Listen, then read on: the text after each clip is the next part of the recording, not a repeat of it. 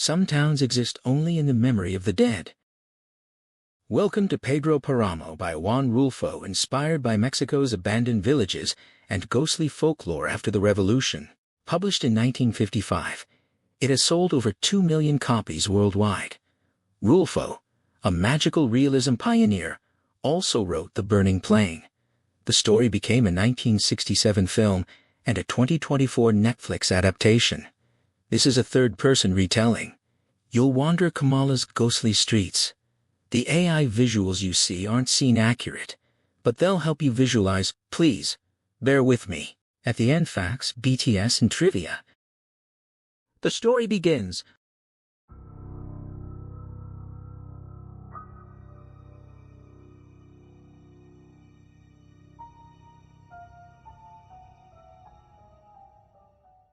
The traveler arrived in Comala because his mother had made him promise. On her deathbed, she had squeezed his hands with weakening fingers, extracting a vow. Find Pedro Páramo, the man she said was his father. She had urged him not to ask for anything, only to demand what belonged to them, what Pedro had owed her, but never paid. Make him suffer for his indifference, she had said. He had agreed, over and over, until finally he had to pull his hands free from hers, her grip already gone slack with death. He never truly thought he would keep that promise, but recently, his imagination had begun to run, building a whole world out of expectations for the man named Pedro Páramo, his mother's husband. So he came. The journey happened during the dog days of August, when the wind carried the rotting sweetness of saponaria flowers. The road rose and fell. He heard a muleteer remark that it rose for those leaving and fell for those coming. The traveler asked the name of the town below. Comala, the man said. He asked if they had truly arrived. Yes. Then why did it look so sad? The muleteer answered that it was simply the times.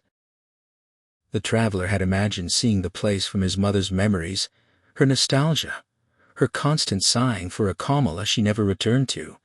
Now he came in her place, carrying the same eyes she had given him. She had described the view beyond the Colomotes Pass, a green plain with yellow ripening corn.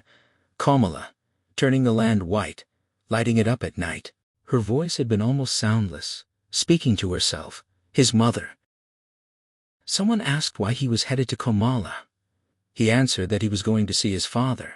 The man only said, "Ah." Then silence returned. They walked downhill, the burro's hoofbeats cadent around them, the August heat swelling their tired eyes. The muleteer speculated that his father would throw quite a party, glad to see anyone after so many years with no passers-by. Whoever he was, the man would be happy to see him. The plain shimmered like a pool in the pulsing heat, dissolving into a gray horizon beyond a line of mountains, and then an endless distance.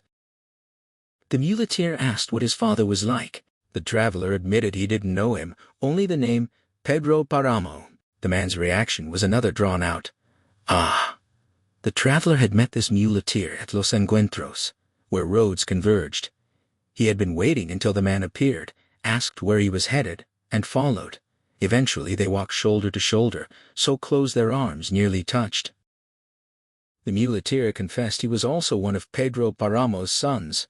A flock of crows passed overhead, crying into the empty sky. They descended out of the hills into a pure, airless heat. Everything seemed to be waiting. The traveler remarked on the heat.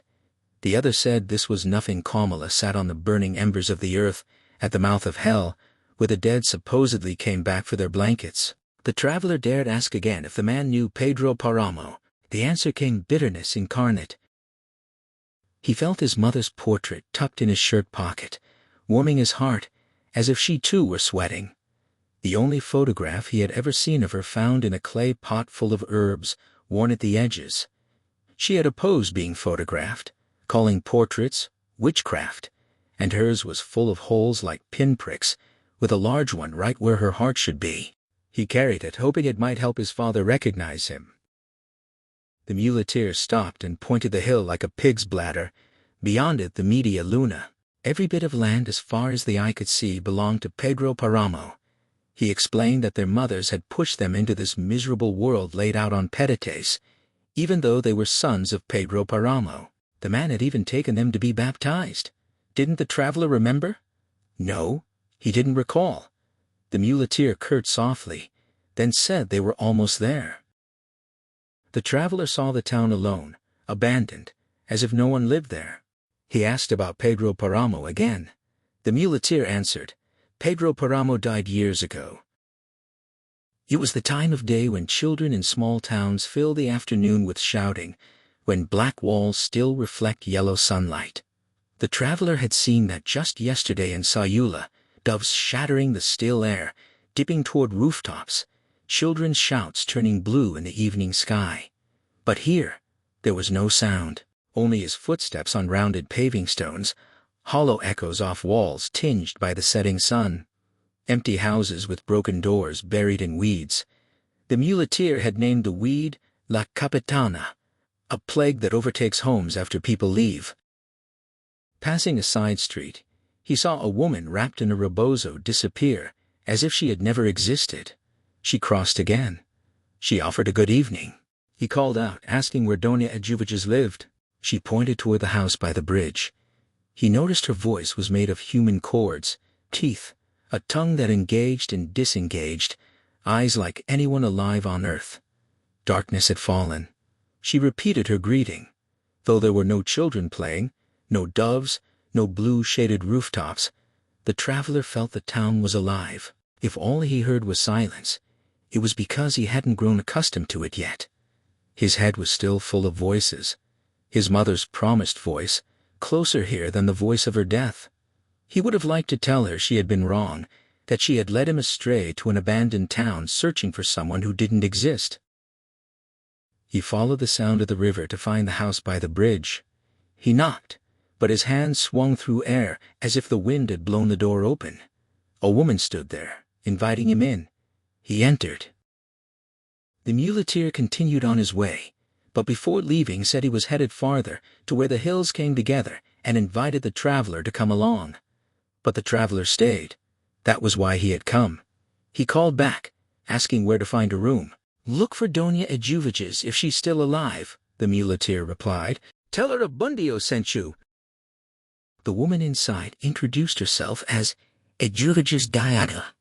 She seemed to have been waiting for him. Everything was ready, she explained, leading him through a long series of dark rooms. As his eyes adjusted, he made out shadows on both sides, countless bundles filling the house. He asked what it all was. Just things, she said. Everyone who moved away stored their belongings here but never returned. The room she had saved for him was in the back, kept empty in case someone showed up. Then she asked, So you're her son? Whose son? Doloritas's. The traveler asked how she knew who he was. Eduvigis explained that his mother had told her he would be coming today. In fact, she showed him to his room, a doorless space lit by a single candle, completely empty. He noted there was nothing to lie on. She dismissed the concern, saying sleep would serve as a mattress for his fatigue. She would arrange a bed in the morning. His mother hadn't given any warning until just now. He told her his mother was dead. Eduvigis said that explained why the voice sounded so weak, as if traveling a great distance. She asked how long it had been. 7 days. Eduvigis pitied her, saying they had promised to die together, to give each other courage on the final journey. They had been the best of friends. Didn't his mother ever mention her? No, never. Eduvigis found that strange. She recalled how pretty and sweet Doloritas had been impossible not to love her. She promised to catch up to her, claiming to know a shortcut. She apologized for speaking his family, explaining she considered him her son. She had often said Doloritas's boy should have been hers. The traveler was sure the woman had gone mad, that he wasn't sure of anything. He felt like he was in a strange land, his body floating, its moorings loose. Anyone could play with him like a bundle of rags. He said he was tired. She insisted he eat something first. He said he would come later. Water dripped from roof tiles into the sand of the patio. Drip, drip, then again onto a laurel leaf. The storm had passed. A breeze shook pomegranate leaves, sending down a heavy rain of shimmering drops that left patterns before turning to mist. Chickens flapped their wings and headed out to peck at worms forced from the ground. The sun emerged, making rocks shimmer, drinking water from the earth. A boy's mother called from somewhere, asking what was taking him so long in the privy. He answered nothing.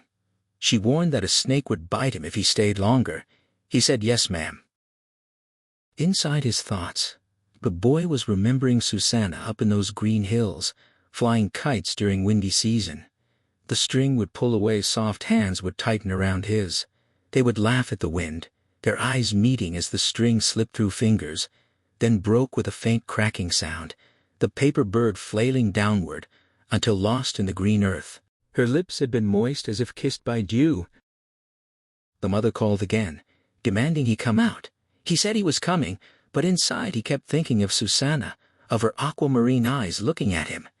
He looked up and saw his mother in the doorway. She demanded to know what he was doing in there so long. "Thinking," he said. She scolded that it was unhealthy and told him to go help his grandmother shell corn. He said he was going. The boy told his grandmother he was there to help. They were done shelling, she said, but now they would grind chocolate. She asked where he had disappeared to during the storm. "The other patio," he said, "just watching the rain." His grandmother looked at him with half-gray, half-yellow eyes that seemed to know what someone was hiding. She told him to clean out the mill. Inside his head, he was still with Susanna hidden hundreds of meters high, above the clouds, farther than all other things, hidden in the immensity of God, where his words could not find her. He reported that the mill wasn't working, the grinder broken. His grandmother blamed Michaela for grinding corn cobs. There wasn't much to be done. He suggested buying another one. She agreed, but said there was no money left after burying his grandfather and paying church tithes. Still, she would sacrifice somewhere. She sent him to Doña de Villalpando to ask for a mill on credit through October, to be paid after the harvest. He agreed. She added a sifter and pruning shears to the order, complaining that the fast-growing plants would soon run them out of the place. "Nothing turns out as you want," she said. "It must be God's will." He agreed again. He passed the shelf with the image of the Sacred Heart and found 24 centavos. He left 4 and took 20. Before he could leave, his mother stopped him. She asked where he was headed. "To see Doña Ned about a new mill."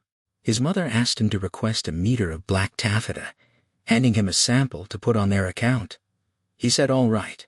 She also told him to buy cafe aspirina pills with money in the hallway flower pot.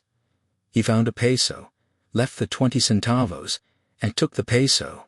He thought he now had enough for whatever he wanted. Someone called his name Pedro, but he could no longer hear a thing. He was already far away. That night it rained again. He listened to the bubbling water for a long while, eventually falling asleep. When he awoke, only a faint drizzle remained. Raindrops slid down dark window panes in thick threads like tears. He watched them glisten in the lightning, and with every breath he sighed, and every time he thought of Susanna. The rain changed to a breeze. He heard voices from inside finishing the rosary forgiveness of sins and resurrection of the flesh. Women rose, returned birds to cages, bolted the door, turned out the lights. Only the light of the night and the hissing of rain remained like crickets murmuring. His mother stood in the doorway with a candle, asking why he hadn't gone to pray the novena for his grandfather. He said he was too sad. She turned away, blew out the candle, and as she closed the door, she opened the faucet of her tears. Her wailing merged with the sound of the rain. The church clock rang out hours one after another, as if time had contracted. Edjuviges continued speaking. Yes, it was true. She had been close to being his mother. Didn't Doloritos ever tell him? No, the traveler said. His mother had only told him good things. He had heard about Edjuviges from the muleteer, a man named Abundio. Edjuviges recalled that Abundio was a good man who still remembered her. She used to give him something for each traveler he sent her way, a good deal for both. But times had changed, and nobody kept in touch now that things were so much worse. He told you to look for me? He did. She couldn't thank him enough. He had taken care of their mail even after losing his hearing in an accident, A rocket used to ward off waterspouts exploded near his head. After that, he stopped talking, saying it made no sense to go on about things he couldn't hear, that gave off no flavor. But he remained a good person. The traveler said the Abundio he met could hear just fine. Then it must not be the same man, Eduvigis said. Besides, Abundio was already dead, so it couldn't have been him. The traveler agreed that sounded right. As he listened, the traveler began paying closer attention to the woman before him. He imagined she must have endured many hard years. Her face was transparent, as if without blood. Her hands were shriveled and full of wrinkles. He could not see her eyes. She wore an ancient white dress covered in ruffles, and from her neck hung an image of Maria Santissima del Refugio, inscribed, Refuge of Sinners. Eduvigis continued her story. The man she was describing, Inocencio Osorio, though everyone called him El Saltaperico for his light feet and fondness for hopping, worked at the Media Luna taming horses. Her compadre Pedro said he was a natural at breaking colts, but his real trade was something else, provocateur, arousing people's fantasies. That was what he truly did. He drew in Doloritas the same way he had drawn in so many other women, Eduvigis included. Once, when she was feeling unwell, he showed up and offered to work her over, starting with the tips of her fingers, massaging her hands, then her arms, then without warning her legs, heating her up while falling into a trance, rolling his eyes, chanting and cursing, spitting on her body like the gypsies. Sometimes he ended up naked, because that was what they wanted, or so he said. And every now and then he got something right, shoot in enough directions, and you're bound to hit something. When Doloritas went to see him, Osorio gazed into her future and told her she should avoid lying with a man that night, since the moon was fraught with danger. Dolores came to Eduvigis all worked up, saying she couldn't sleep with Pedro Páramo on her wedding night. Eduvigis tried to convince her not to trust Osorio. He was a two-faced con artist. But Dolores begged Eduvigis to go in her place. He wouldn't notice, she said, especially in the dark. Eduvigis was quite a bit younger than Doloritas, and not as brown, but that didn't matter at night. She tried to refuse, but Doloritas had gentle eyes in those days, eyes that knew how to persuade. So Eduvigis went, relying on the darkness and on something Doloritas didn't know. Eduvigis had a thing for Pedro Páramo as well. She got into bed with him happily, filled with desire, cuddled up next to his body. But the day's excitement had worn him out, and he spent the night snoring, only intertwining his legs with hers. Before sunrise, she got up and told Doloritas to go now. It was a new day. When Doloritas asked what he had done to her, Eduvigis admitted she was still not sure. The traveler was born the following year, not to Eduvigis, though he had come close to being hers. Maybe his mother was too ashamed to tell him any of this. Eduvigis recalled green fields, the horizon rising and falling as wheat swayed in the wind, the afternoon rippling under rain, the color of the earth, the scent of alfalfa and bread, a town that smelled of spilled honey. She said Doloritas always loathed Pedro Páramo. She would get up before dawn, light the Nixtonco stove while cats roused with the smell of burning wood, scampering here and there, lorded over by that clouder. How many times must she have heard him call her name Doña Doloritas? This food is cold. This won't do. Those gentle eyes finally went numb. That was when she began to sigh. Eduvigis had gone with them one afternoon to the fields, watching flocks of thrushes pass overhead, a lone vulture hovering. She asked Doloritas why she was always sighing. Doloritas said she wished she were a vulture so she could fly to where her sister lived. Pedro Páramo overheard and said that was all he needed to hear. She would leave immediately to go see her sister. They headed back. Pack your bags. Doloritas said so long to Don Pedro. He said adios, Doloritas. She left the Media Luna for good. Months later, Eduvigis asked Pedro how she was doing.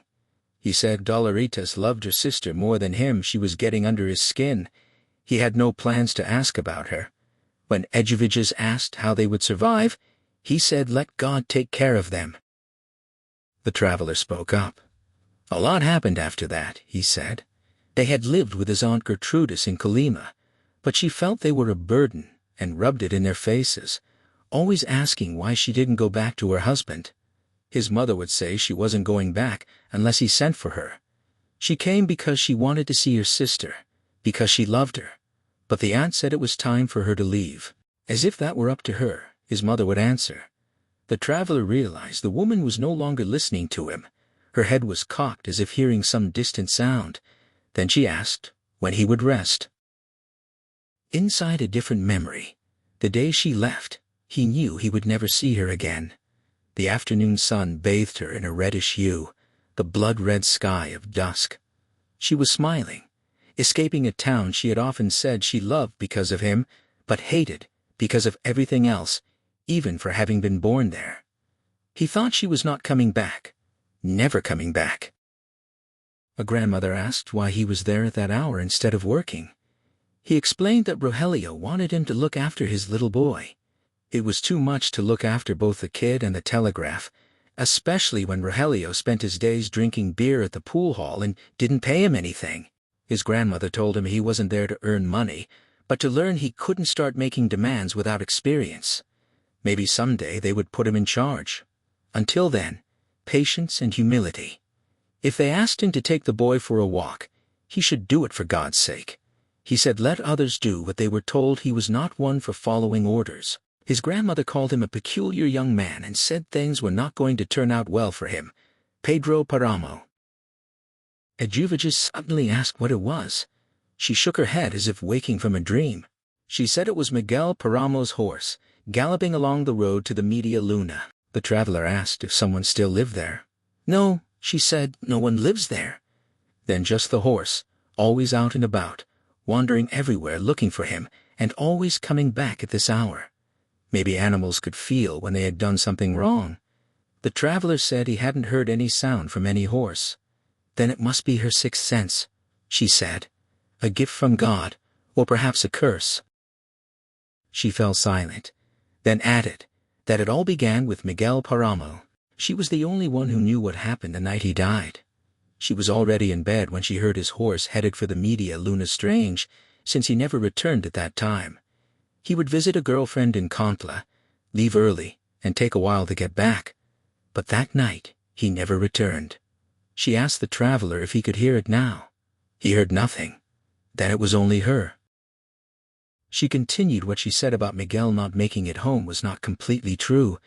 His horse was passing by when she sensed someone knocking at the window. Something pushed her to see who it was, and it was Miguel Páramo. She wasn't surprised. There was a time he spent his nights sleeping at her house, in bed with her, until he found another girl who got him all worked up. She asked him what happened. Did the girl break it off? No, he said. She still loved him. He just couldn't get to her. The town was nowhere to be found, fog or smoke or who knows what, but Comala didn't exist. He went way past where it should have been and saw nothing. He came to tell her because she understood him. If he told anyone else in Comala, they would call him crazy. She told him he wasn't crazy. He must be dead. Remember how everyone said that horse would kill him someday? He said the only thing he did was go over that stone fence his father had recently ordered put up. He had El Colorado jump it to get back on the path without going so far around. He was sure he made the jump and kept going. But there was nothing but smoke. She told him tomorrow his father would be devastated. She felt for him. She told him to go rest in peace, thanked him for coming to say goodbye, and closed the window. Before dawn, a worker from the Media Luna arrived to say Don Pedro was asking for her young Miguel had passed away. He wanted her to keep him company. She said she was already aware. Did they ask you to cry? Yes, Don Fulgor told me to cry while giving the news. She told him to tell Don Pedro she would be there. She asked how long it had been since they brought him in. Not quite a half hour. If it had been sooner, maybe they could have saved him, though the doctor said he had been cold quite a while. They knew something was wrong when El Colorado came home alone and made such a fuss no one could sleep. The animal seemed to be suffering more than Don Pedro. Wouldn't eat or sleep, just ran around, as if feeling broken and torn up on the inside. She told the worker not to forget to close the door on the way out. Then she asked the traveler if he had ever heard a dead man moaning. He said no, Dona Eduviges. All the better, she said. Drops fell one after another through the stone filter. Fresh water emerged from the rock, dripping into a clay pitcher. Whispers. Feet scraping against the floor, walking back and forth. The dripping continued non-stop. The pitcher overflowed, sending water across the wet ground. Someone called for him to wake up. He recognized the sound of the voice but couldn't place it. His body went limp, crushed by the weight of his slumber. Hands tugged at the blankets and drew them close. Beneath their warmth the body hid from the world. The voice shook him by the shoulders, forcing him upright. He half opened his eyes. Again the dripping, again the footsteps, and weeping. The weeping woke him for good, a calm, thin lament that seeped through the confusion of his dreams and reached the place where dread had made a home. He slowly got up and saw the face of a woman leaning against the doorframe, still obscured by night, weeping. He asked why she was crying, because he recognized his mother's features as soon as his feet hit the ground. She told him his father was dead. Then, as if the coils of her sorrow had snapped loose, she reeled once, twice, 3 times, until someone's hands grabbed her shoulders and stopped the trembling. The morning sky began to show through the doorway. No stars, just a leaden gray sky not yet lit by the sun, a dull light, as if night were falling instead of day beginning. Outside in the patio, footsteps circled. Muffled noises. Inside, that woman stood in the doorway, her body blocking the day's arrival, letting through only fragments of sky beneath her arms, a drizzle of light, as if the floor were flooded with tears. Then the sobbing again, gentle but penetrating, grief shuddering through her body. She told him they had killed his father. He asked her, then, who killed her? There was wind, and sun, and clouds, a blue sky, and beyond that perhaps singing in voices sweeter than their own, hope, set against suffering. But not for Miguel Páramo, who died without forgiveness and would never receive God's grace. Father Renteria walked around the body and said Mass, brushing the words aside, rushing to finish. He left without giving the final blessing to those who had filled the church. They wanted him to bless the dead man. He refused, shaking his head. Miguel was evil and would not enter the kingdom of heaven. God would be offended if he interceded. As he spoke, he struggled to steady his trembling hands, but could not. The corpse weighed heavy on every soul. Laid out on a dais, surrounded by fresh candles and flowers, the father standing behind it alone, waiting for the wake to end. He walked by Pedro Páramo, trying not to brush his shoulders, then raised and lowered the aspergillum to sprinkle the body while murmuring what might have been a prayer.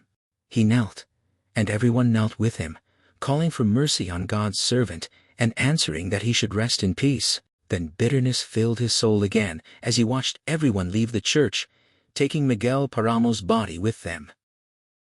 Pedro Páramo approached and knelt, acknowledging that the father had good reason to hate his son. Miguel had killed his brother, raped his niece Ana, and shown constant derision and disrespect. Anyone would understand. But he asked the father to forget that now, to think of Miguel, and forgive him, as perhaps God had forgiven him. He placed a handful of gold coins on the prayer bench and offered them for the church. The building emptied. 2 men waited in the doorway for Pedro Páramo, then followed behind the coffin resting on the shoulders of 4 overseers from the Media Luna.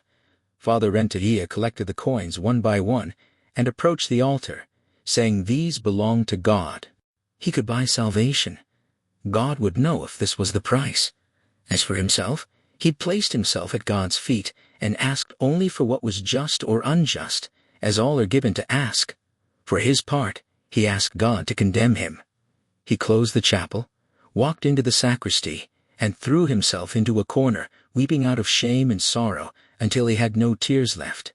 Then he said, God's will be done.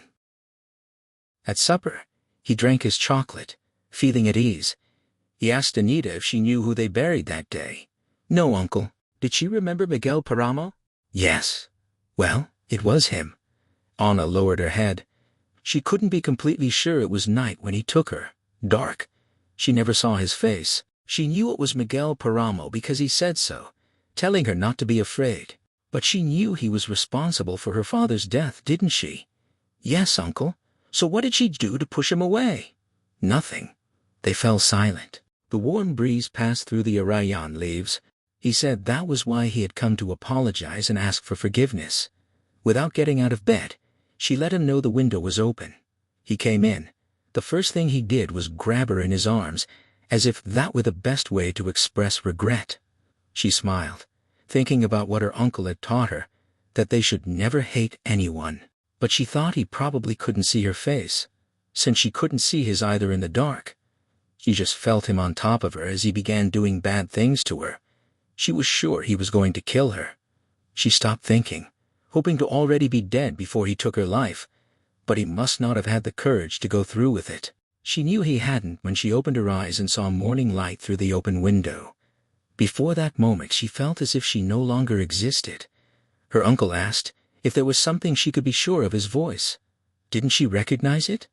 She didn't recognize him at all. She only knew he had killed her father. She had never seen him before, and after that, she never saw him again. Yes, she knew who he was and what he was. By now, he must be in the depths of hell, because that was what she had asked all the saints for with all her heart. Her uncle told her not to be too sure. She never knew how many others were praying on his behalf at this very moment. She was just one person against thousands, including his father's prayers, which were even more ardent. He nearly said he had already given Miguel absolution, but it remained only a thought. He had no desire to cause more pain. Instead, he took her arm and said they should give thanks to the Lord for removing Miguel from this earth where he caused so much harm, even if now he had received him in heaven. A horse galloped past the intersection of the main road and the road to Comala. No one saw it, except a woman waiting just outside town. She saw the horse running hard, its legs doubled over, as if about to fall forward onto its head. She recognized Miguel Páramo's sorrel, even thought the animal was going to kill itself. Still watching, she saw the horse, without breaking stride, straighten up and turn its head to look back, as if frightened by something it had left behind. These stories reached the Media Luna the night of the burial as the men rested from their long hike to the cemetery. They chatted before bed. Terencio Lubianes said this was a painful death to bear. His shoulders were still sore. His brother Ubalado agreed, adding that even his bunions got worse, all because the patron wanted them in shoes when it wasn't even a feast day. Toribio said he thought it was about time Miguel died. More gossip arrived from Comala on an ox cart. People said his soul was wandering, seen knocking at some girl's window looking just like him in leather chaps. Someone wondered if Don Pedro, with that temper of his, would let his son keep chasing women. He would tell him, he was dead now, to stay in his grave and keep quiet. Leave this business to them. If he saw him strolling around, he'd put him back in the ground for good. Isaias agreed that the old man didn't put up with nonsense. The ox cart driver insisted he was just telling what he heard. Falling stars dropped as if the heavens were drizzling fire. Terencio pointed out the commotion up there. Jesus said they must be celebrating Miguelito's arrival. Someone asked if that wasn't supposed to be a bad omen. Bad for who? Maybe your sister's feeling lonely and wants him back. Then someone said they'd better get going. They'd been on the road a long time and had to get up early. They dissolved like shadows. Falling stars. The lights of Comala went out. The sky took control of the night. Father Renteria tossed in bed, unable to sleep, telling himself it was all his fault, all because he was afraid of offending those who provided for him. They were the ones who gave him what he needed to survive. He got nothing from the poor, and prayers wouldn't fill his stomach. These were the consequences. He had betrayed those who loved him and put their faith in him, asking him to intercede before God on their behalf. What had they gained? Entrance into heaven? Cleansing of their souls? What good was it to purify their souls if at the last moment he could still see Maria Diada's face when she came begging him to save her sister at Uvages? She had always served others, giving everything she had, even providing them all with sons. She would show those children around for someone to recognize them as their own, but no one ever did. Then she would say she would be their father as well, even though it was only by chance that she became their mother. They took advantage of her hospitality, appealing to a kind disposition that never wanted to offend. But she killed herself, the father said. She acted in defiance of God. Maria said she had no other choice. Even that decision came from the goodness of her heart. He told her Edjoviges came up short at the last hour. So many good deeds accumulated toward salvation, only to lose them in an instant. But Maria insisted she didn't lose them. She died full of sorrow. And sorrow, the father had once said something about sorrow that she no longer remembered. It was that type of sorrow that took her life, dying all twisted up, choking on her own blood, with one of the most miserable faces a human being had ever made. The father said perhaps through a lot of prayer. Maria said they would say a lot of prayers. The father admitted they might need Gregorian masses, but that required bringing in priests, and that cost money. Before him was the gaze of Maria Diada, a poor woman bursting with children, who said she had no money. He told her to leave things as they were, and put their faith in God. She agreed. But why did her gaze seem to gain courage in that moment of resignation? What would it cost him to grant forgiveness, when it was so easy to say a word or two, or even 100 to save a soul? What did he know of heaven and hell? Even so, hidden away in this inconsequential town, he knew quite well who deserved God's glory. He began reviewing the saints of the Catholic pantheon: Saint Eulolona, Inercio, Saint Salome, Elodia, Nulina, Coordula, Donato, until he sat up in bed, realizing he was going through a list of saints, as if counting sheep. He went outside and looked toward the heavens. It was raining stars, a sight he was sad to see, preferring a calm sky. He heard roosters crowing. He felt the weight of the night covering the earth, this veil of tears. Edjoviges Diada said, "All the better, son." It was late. The lamp in the corner weakened, flickered, and went out. The traveler sensed the woman getting up, imagined she would get a new lamp. He heard her footsteps moving farther away. He stayed and waited. After a while he realized she wasn't coming back. He stood up, advanced slowly through the dark until he reached his room, sat on the ground, and waited for sleep. He slept on and off, uneasily. During a restless moment, he heard a scream, a long, dispirited howl like a drunkard's, crying that life didn't deserve him. He sat straight up. The sound seemed to come from right next to his ears. It might have come from the street, but he heard it inside, spreading along the walls. As he gained his bearings, everything went completely quiet, only a moth falling through the air and the whispering of silence. There was no way to fathom the depth of the silence after that scream, as if all the air had drained from the earth. No sound of breathing, of a beating heart, as if existence itself had ceased. Then the scream came back, persisting, demanding at least the right of those sent to the gallows to kick at the air. The door flew open. He asked if it was Doña Edjoviges. What was going on? Was she afraid? The woman said her name was not Edjoviges but Damiana. She had heard he was there, and came to invite him to spend the night at her house, where he could rest. He asked if she was Damiana Cisneros, one of the women from the Media Luna. Yes, that was where she lived.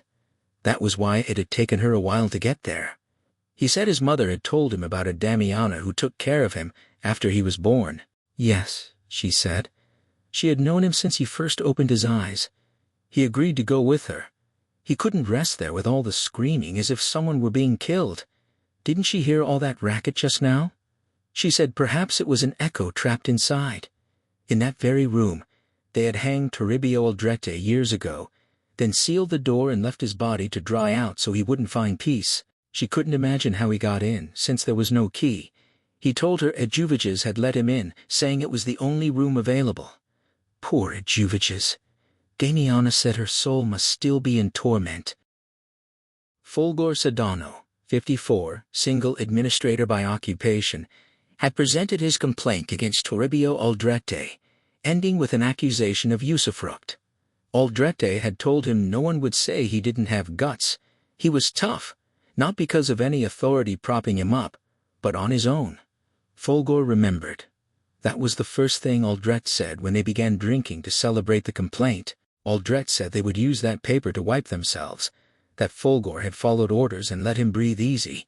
But now, he just had to laugh. His patron should be ashamed of such ignorance. Folgor remembered they were in Edjoviges's guest house. He had asked for the back room.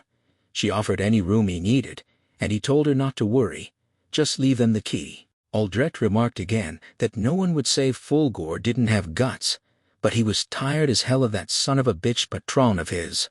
Fulgor remembered that was the last coherent thing he heard Aldrete say. After that, Aldrete acted like a coward, crying like a baby. He knocked at Pedro Páramo's door with the handle of his whip, thinking about the first time he had done that 2 weeks earlier. Then as now, he waited a good while. He examined the black bow hanging from the lintel above the door, but refrained from commenting this time. The first time he had waited so long he wondered if the house was empty. But just as he was leaving, Pedro Páramo appeared and told him to come in. This was only the second time they had ever met. The first moment, Pedrito was still a newborn. Fulgor imagined he was speaking as an equal, taking long steps to keep up, slapping his whip against his legs. He thought his patron would soon know he was the one with all the answers and why he was there. Pedro told him to sit, that they could talk at ease. They were in the corral. Pedro settled on a feed trough and waited, then repeated his offer to sit. Fulgor said he preferred to stand. Pedro said whatever he preferred, but not to forget the Don. Who was that kid to talk to him like that? Not even his father, Don Lucas Páramo, would have dared. Now this youngster who had never set foot at the Media Luna and knew nothing about running the ranch was talking to him like a farmhand. Pedro asked how things stood. Fulgor felt this was his chance. He said things were not well, there was nothing left. They had sold the last livestock. He began taking out papers to show how bad the accounts were, and was about to say how much they owed, when Pedro interrupted, asking only who they were indebted to, not how much. Fulgor read off a list of names, ending by saying there was nothing left to pay it all off. Pedro asked why. Because his family had used it all up, taking without giving back. Fulgor had said all along they would bleed the place dry, and that was what happened. But he knew someone interested in buying the land, who would pay well enough to cover debts with a bit left over, though not much. Pedro asked if that someone was him. Fulgor was incredulous. Pedro said he would believe anything. Tomorrow, they would start putting affairs in order, beginning with the Preciado women. They owed them the most and had paid them the least. His father always put them at the end of the line. One sister, Matilda, had gone to Guadalajara or Colima, and Lola Doña Dolores was left in charge of the Enmedio ranch. She was the one they would have to settle with. Pedro told Fulgor that tomorrow he would ask Lola for her hand in marriage. Fulgor protested. What made her think she would want an old man like him? Pedro clarified that Fulgor would ask on his behalf, telling her he was very much in love with her. Meanwhile, he was to ask Father Renteria to make the arrangements. Pedro asked how much money Fulgor had. None. Then promise something. Pedro said pay when they could. He was sure the father wouldn't cause problems. Get it done first thing tomorrow. Fulgor asked about the Aldrete matter concerning property lines. Aldrete had put up fencing and wanted to finish dividing their lands. Pedro told him to leave that for later. There weren't going to be any fences. The land didn't have boundaries. For now, just make arrangements with Lola. He asked again if Fulgor didn't want to sit down. Fulgor said he would sit, admitting he was beginning to like working with him. Pedro told him to say whatever he needed to Lola, but to let her know he loved her. That was important, because of her eyes. Get it done first thing in the morning. He would take care of Fulgor's duties as administrator. As Fulgor headed back to the Media Luna, he wondered where that kid would have learned those tricks. He hadn't expected anything from him. The late Don Lucas used to call him useless, a good-for-nothing, and Fulgor had agreed. Don Lucas had told him to look for different work when he died, that he had even tried sending the boy to the seminary just to give him a way of feeding himself and taking care of his mother, but he wouldn't even make up his mind to do that. Don't count on him for anything, Don Lucas had said, not even to take care of him in old age. He had turned out bad. And now this. If Fulgor weren't so fond of the Media Luna, he would have taken off without a word. But he cared too much for this land, the bare, rolling hills that had been worked so hard yet kept accepting the plow, giving more and more of themselves. The Media Luna that he loved so much, with more lands to come. He could see the Enmedio ranch added on, as if it already belonged. What did one woman matter anyway? Damn right, he said, slapping his whip against his legs as he passed through the main door of the hacienda. It was easy to get Dolores on board. Her eyes sparkled, eagerness showing on her face. She apologized for blushing. She had no idea Don Pedro had ever noticed her. Folgore assured her he couldn't sleep, thinking of her. She protested that he could choose anyone, wondered what people would say. Folgore insisted he only thought about her. She said he was making her shiver. He explained that Don Lucas had told Pedro she wasn't worthy of him, and Pedro had kept quiet out of obedience. Now that his father was gone, nothing stood in the way. He set the wedding for the day after tomorrow. She said that was too soon. She needed to arrange a trousseau, write to her sister, couldn't be ready before the 8th of April. Folgore said he'd prefer to do it right now, and they could take care of the trousseau. Don Pedro's deceased mother would want her to wear her dress as a family tradition. She then admitted there was something else, women's issues, her lunar cycle. She was mortified to say it. Folgore dismissed it, saying marriage wasn't about that, but about loving each other. She said he wasn't understanding her. He said he understood perfectly. The wedding was set for the day after tomorrow. As he left, her arms were still outstretched, pleading for one more week.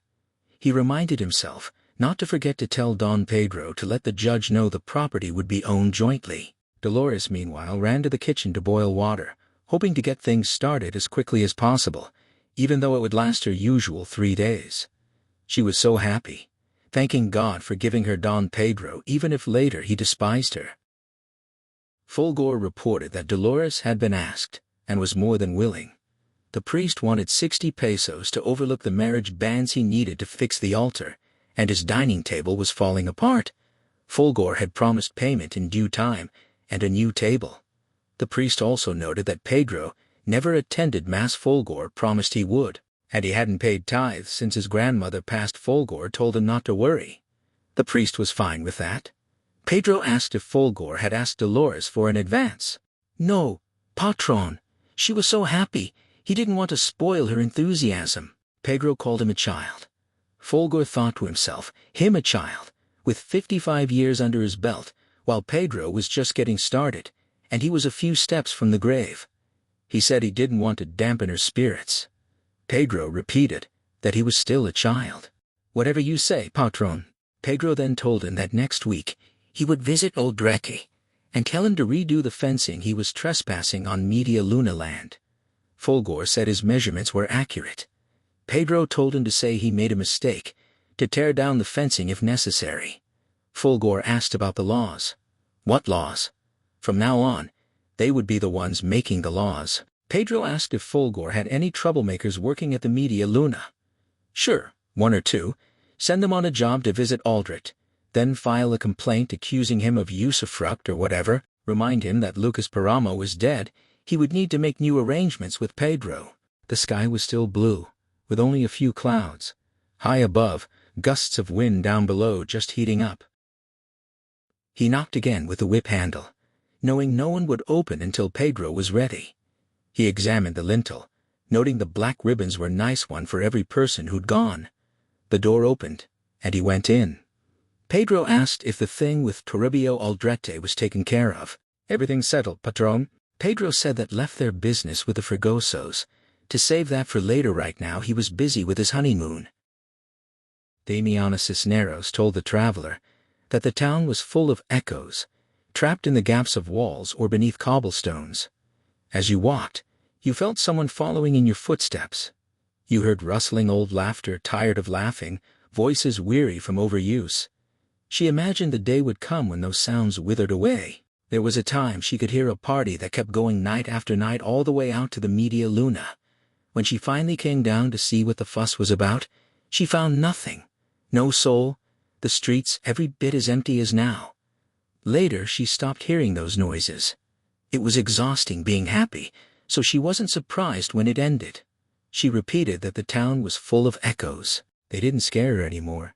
She heard dogs howling and let them howl. On blustery days, you saw the wind blowing leaves here and there. Even when there weren't any trees, there must have been at some point. Otherwise, where would all the leaves come from? The worst was when you heard people talking, voices coming from a fissure so clear you might recognize them. As she was on her way there, she had come across a wake and paused to say the Lord's Prayer. A woman broke from the group and asked Damiana to pray for her, removed her rebozo, and Damiana recognized her sister Sixtina, who had died when Damiana was 12. She hurried back to hide among the other women. "So don't be frightened, Juan Preciado, if you hear echoes that are more recent." The traveler asked if his mother had warned Damiana he was coming as well. "No, what happened to his mother? She died," he said. "Of what?" "He never really knew, perhaps sorrow. She used to sigh a lot." Damiana said that wasn't good. Each sigh was like a sip of life slowly getting away. "So she's dead then?" "Yes." He thought she would have known. How would she have known? It had been years since she'd known anything. Then how did she find him? He suddenly found himself alone in those empty streets, windows open to the heavens, twisted weeds poking out, walls peeling back to reveal moldering adobe bricks. He yelled for Damiana. The echo responded with fragments of her name. He heard dogs barking as if he'd woken them. He saw a man cross the street and called out, but only his own voice replied. As if just around the corner he heard women chatting, recognizing Filoteo Arechiga approaching. They decided to pretend not to notice, then to leave. If he followed, it meant he was interested. They speculated about which one he was after. He stopped at the corner. Perhaps he didn't want either. One noted that all the gossip said he was the one who found girls for Don Pedro. They could have been in real trouble. She didn't want anything to do with that old man. They agreed they ought to go. Night. Quite a bit past midnight. Voices. One man said that if the corn did well this year, he could pay what he owed, but if he lost the crop, the other would simply have to wait. The other said he wasn't pushing. He'd been fair, but that land wasn't his. He was working fields that belonged to someone else. Where would he get the money? The first insisted the land was still his. The other said he heard it had been sold to Pedro Páramo. The first said he'd never had anything to do with that man. The other said, everyone else said it belonged to him. Have them say it to my face. The other spoke frankly. He liked him. He was his sister's husband. No one doubted he treated her well, but he couldn't say he didn't sell his land. The first insisted he didn't sell to anyone. Well, it belongs to Pedro Páramo now. No doubt he's made it happen. Hasn't Don Fulgor come to see you? No. He was sure he'd be by tomorrow or someday soon. The first said he would have to kill him or die trying, but he wouldn't let him get away with this. The other said requiescat in pace, just in case. The first said not to worry about him. His mother didn't tan his hide all those times for nothing. That's how she made him tough. The other said he would see him tomorrow, but to tell Felicitas he wouldn't be coming for dinner. He wouldn't want to have to tell everyone later that he was with him the night before he died. The first said they would save something for him in case he changed his mind at the last minute. Footsteps mixed with the clanking of spurs faded as he headed off. Another voice said tomorrow at dawn he was coming with him, Chona. He had the animals ready. The woman worried about her father if he lost his temper and died. As old as he was, she would never forgive herself. She was the only one who made sure he took care of himself. Why was the man in such a hurry to steal her away? She asked him to hold off a bit. It wouldn't be long before her father was no longer with them. The man reminded her she had said the same thing last year when she claimed she'd had enough, even made fun of him for being unwilling to take a chance. This time he had the mules ready. Was she coming with him? She asked to think about it. He confessed how much he wanted her. Couldn't wait any longer.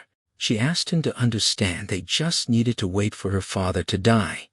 He didn't have much time left. Then she would go without having to sneak away. He said she had said that last year as well. He had hired the mules, and they were waiting. Let her father take care of himself. She was young and good-looking. Surely some old woman would come take care of him. She said she couldn't. He insisted she could. She couldn't. She would feel terrible. He was her father. He said there was nothing else to say then he would go see Juliana, who was crazy about him. She told him to go ahead. She wouldn't stand in his way. He asked if she didn't want to see him tomorrow. No, she said. She never wanted to see him again. Sounds, voices, whisperings. singing off in the distance a falsetto about a girl giving a tissue with edges made for crying, as if women were singing. The traveler saw carts passing by, oxen lumbering along, rocks groaning beneath wheels, men carried along as if asleep. He remembered someone telling him that every morning the town shuddered with carts coming from all over, loaded with saltpeter, corn, hay. Their wheels creaked, rattling windows, waking everyone. At that same hour, ovens opened, and everything smelled of fresh bread. Suddenly the sky thundered, rain fell.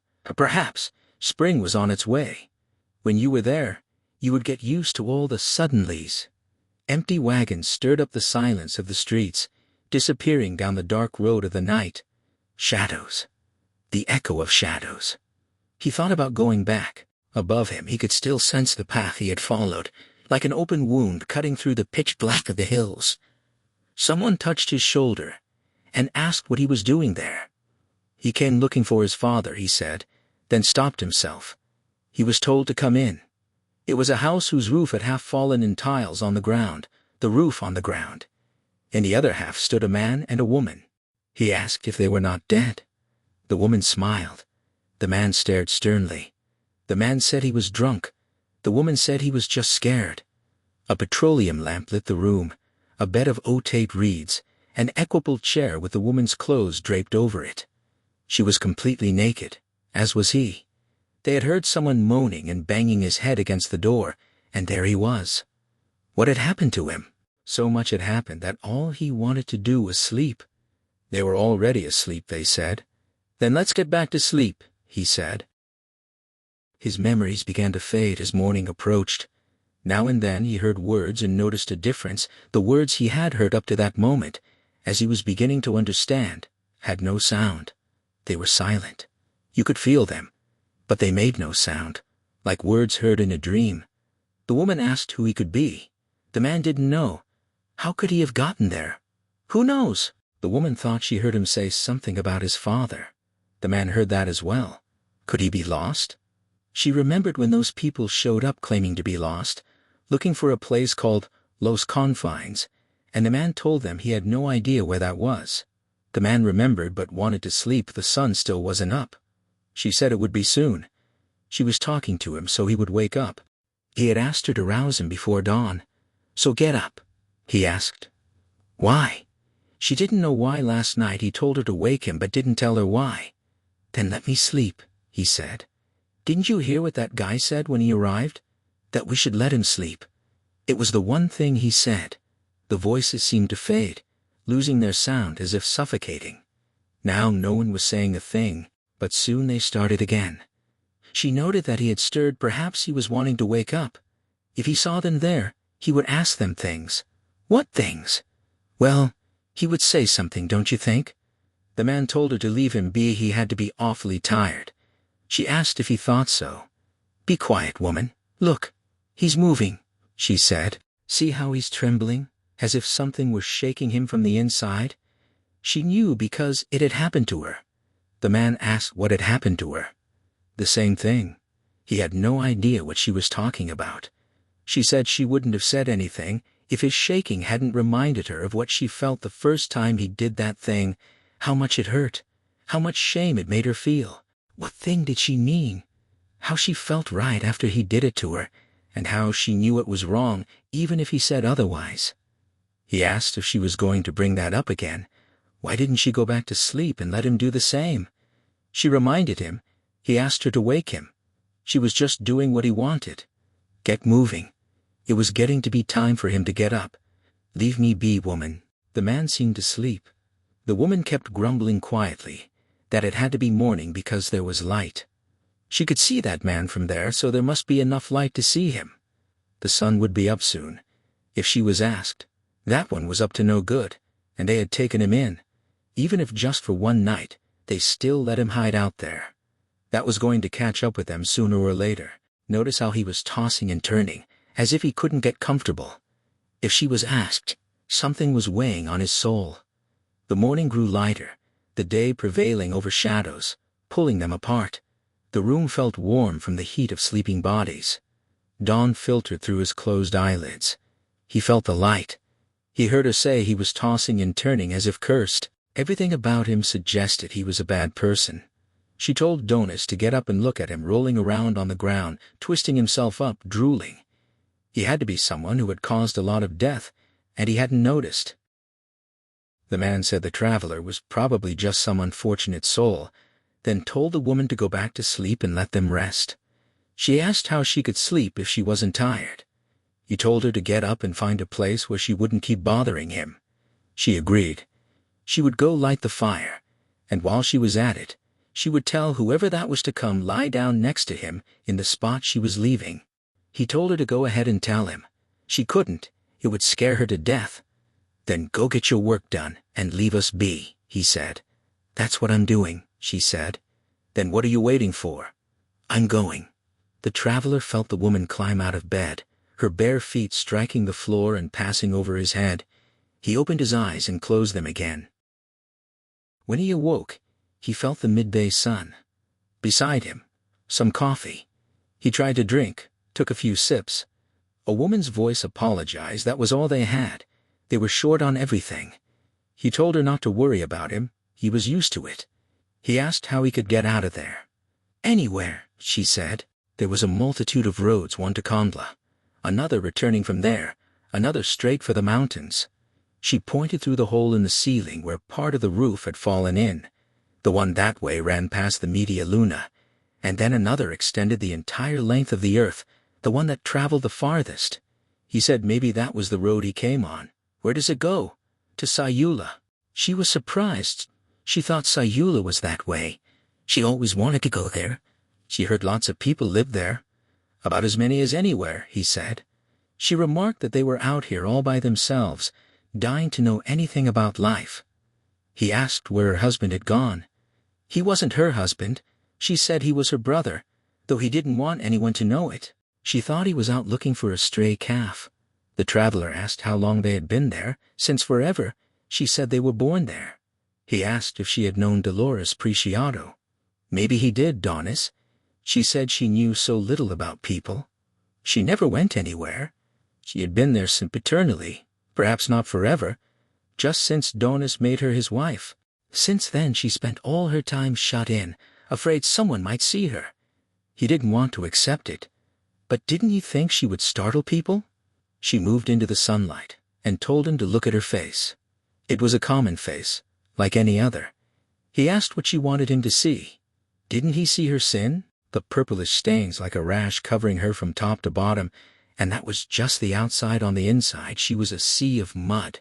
He said who would even see her when there was no one around. He had just walked through town and didn't see anyone. She said it might seem that way, but there were still a few people, Filomeno, Dorotea, Melquiades, Prudencio the elder, Sosthenes. They just didn't come out. Nights around here were filled with shadows. If only he could see the horde of souls that roamed the streets. They came out as soon as it got dark, and they were all afraid of seeing them. With so many souls and so few of them, they no longer pleaded for them to be freed from their torment. There weren't enough prayers to go around. Then there was the matter of their own sins. Not a one of them still alive enjoyed the grace of God. They couldn't even look toward heaven without feeling their eyes soiled with shame, and shame wouldn't heal anyone. That was what the bishop who passed through performing confirmation some time ago told her.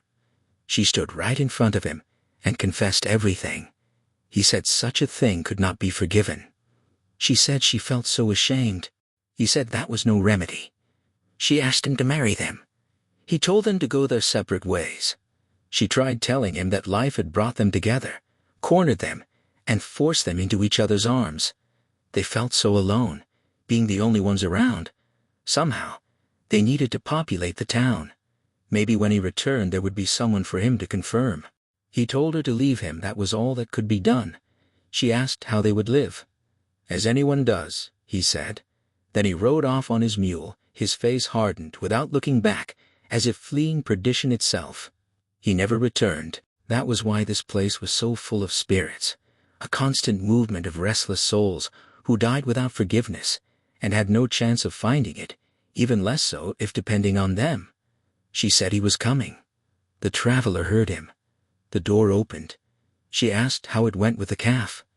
He said it wasn't in the mood to come back just now, but he followed its tracks, and was close to knowing where it was.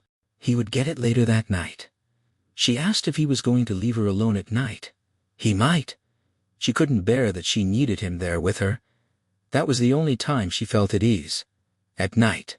"Tonight I'm going after the calf," he said. The traveler joined in, saying he just found out they were brother and sister. The man said he had known a lot longer than the traveler, so it was best he mind his own business. They didn't like people talking about them. The traveler said he only mentioned it to let them know he understood. No other reason. The man asked what exactly he understood. She placed herself by his side, leaned on his shoulders, and repeated the question. The traveler said nothing. With each moment he understood less and less. He added that he just wanted to go back where he came from. He would make use of what little light remained in the day. The man advised him to wait till morning. It would be dark soon, all the roads overgrown with brush. He might get lost. He would show him the way in the morning. The traveler agreed. Through the hole in the roof, he watched flocks of thrushes pass overhead, fluttering in the late afternoon just before darkness closed the roads. Then a few clouds already scattered by the breeze that emerged to usher out the day. The evening star appeared, followed by the moon. The man and woman were not there with him. They had gone out through the patio door, and by the time they returned, night had fallen. They had no idea what had happened while they were gone. This is what took place coming in from the street. A woman entered the room. She was old, so very old, and so thin, it seemed as if her leathery skin had shriveled tightly around her body. She examined the room with big round eyes. Maybe she saw him. Perhaps she thought he was asleep. She headed straight for the bed, retrieved a trunk from beneath it, rummaged through it, tucked some sheets under her arm, and tiptoed out, as if trying not to wake him. The traveler kept completely still, holding his breath, trying to look away. After a while, he managed to turn his head toward where the evening star now shone next to the moon. A voice told him to drink something. He didn't dare move his head again. The voice insisted it was orange blossom water. It would do him good. He was trembling with fear. He recognized the hands, and when he raised his head, he recognized the face. The man behind her asked if he was feeling sick. The traveler said he didn't know he saw people and things he didn't think others could see. A woman had just been there. They must have watched her leave. The man told the woman to let him be. He must be a mystic. She thought they ought to lay him on the bed. Look how he was shaking. He had to have a fever. The man said not to listen to him. These people got themselves worked up for attention. He had met one at the Media Luna who claimed to be clairvoyant, but failed to foresee that he would die as soon as the patron divined his deceit. This traveler must be one of those mystics, traveling from town to see what Providence had in store for them. But around here he wouldn't find a single person who would give him so much as a bite to eat. Notice how he had stopped trembling, probably because he was listening to what they were saying. As if time had turned backwards, the traveler saw the star next to the moon once more, clouds breaking apart, flocks of thrushes. Then suddenly, the afternoon sky still full of light, walls reflecting the afternoon sun. His footsteps sounding against cobblestones, the muleteer telling him to look for Doña Eduviges if she was still alive. Then a darkened room. A woman snoring at his side. He noticed her breathing was uneven, as if she were dreaming or not sleeping at all but imitating sleep sounds. The bed was made of otate reeds covered with burlap sacks that smelled of urine, never aired out in the sun. The pillow was an old rag wrapped around fibers or wool so full of sweat it had become stiff as a log. He could feel the woman's naked legs against his knees, her breath next to his face. He sat up, supporting himself against the pillow like an adobe brick. She asked if he wasn't asleep.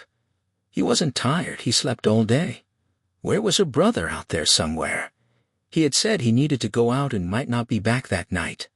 The traveler noted that he left even when she didn't want him to. Yes, she said, and he might not return. That was how it began with everyone else who left, just going over here, just going over there, until they ended up so far away, it was easier not to come back. He had been trying to leave for some time. Maybe he had chosen this moment to take off so the traveler would stay and take care of her. The runaway calf was just an excuse. She was sure he wasn't coming back. The traveler wanted to say he was going outside for air, but instead told her not to worry, he would be back. When he got up, she said she had left something for him on the coals in the kitchen. Not much, but maybe it would ease his hunger. He found a few tortillas warming and a piece of dried meat. She explained that she had traded with her sister for 2 clean sheets she'd been keeping from when her mother was alive. Her sister must have dropped by to pick them up. That was the woman who gave him such a fright. A black sky filled with stars. Next to the moon, the largest star of them all. He asked in a low voice if she heard him. Her voice responded from everywhere, asking where he was. He said he was here, in her town, with her people. Didn't she see him? No, son, she didn't see him. Her voice disappeared beyond the limits of the earth. He went back to that part of the house where half the roof was missing, and told the woman he would stay in that same corner. The bed was just as hard as the floor. He told her to let him know if she needed anything. She responded that Donis wasn't coming back. She could see it in his eyes. He was just waiting for someone to show up so he could take off. Now it would fall on the traveler to look after her. Or didn't he want to do that? Come sleep next to her. He said he was fine where he was. She said he would be better off on the bed. The terracottas would eat him alive down there. So he went and lay beside her. The heat woke him around midnight, and the sweat.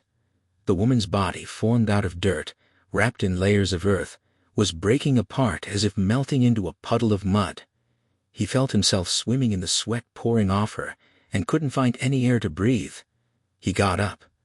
The woman was still asleep, a gurgling sound coming from her mouth like a death rattle.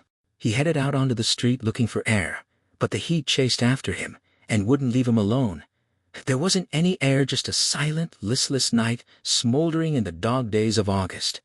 He had to gulp down the same air that was trying to leave his mouth, grabbing it with both hands before it could escape.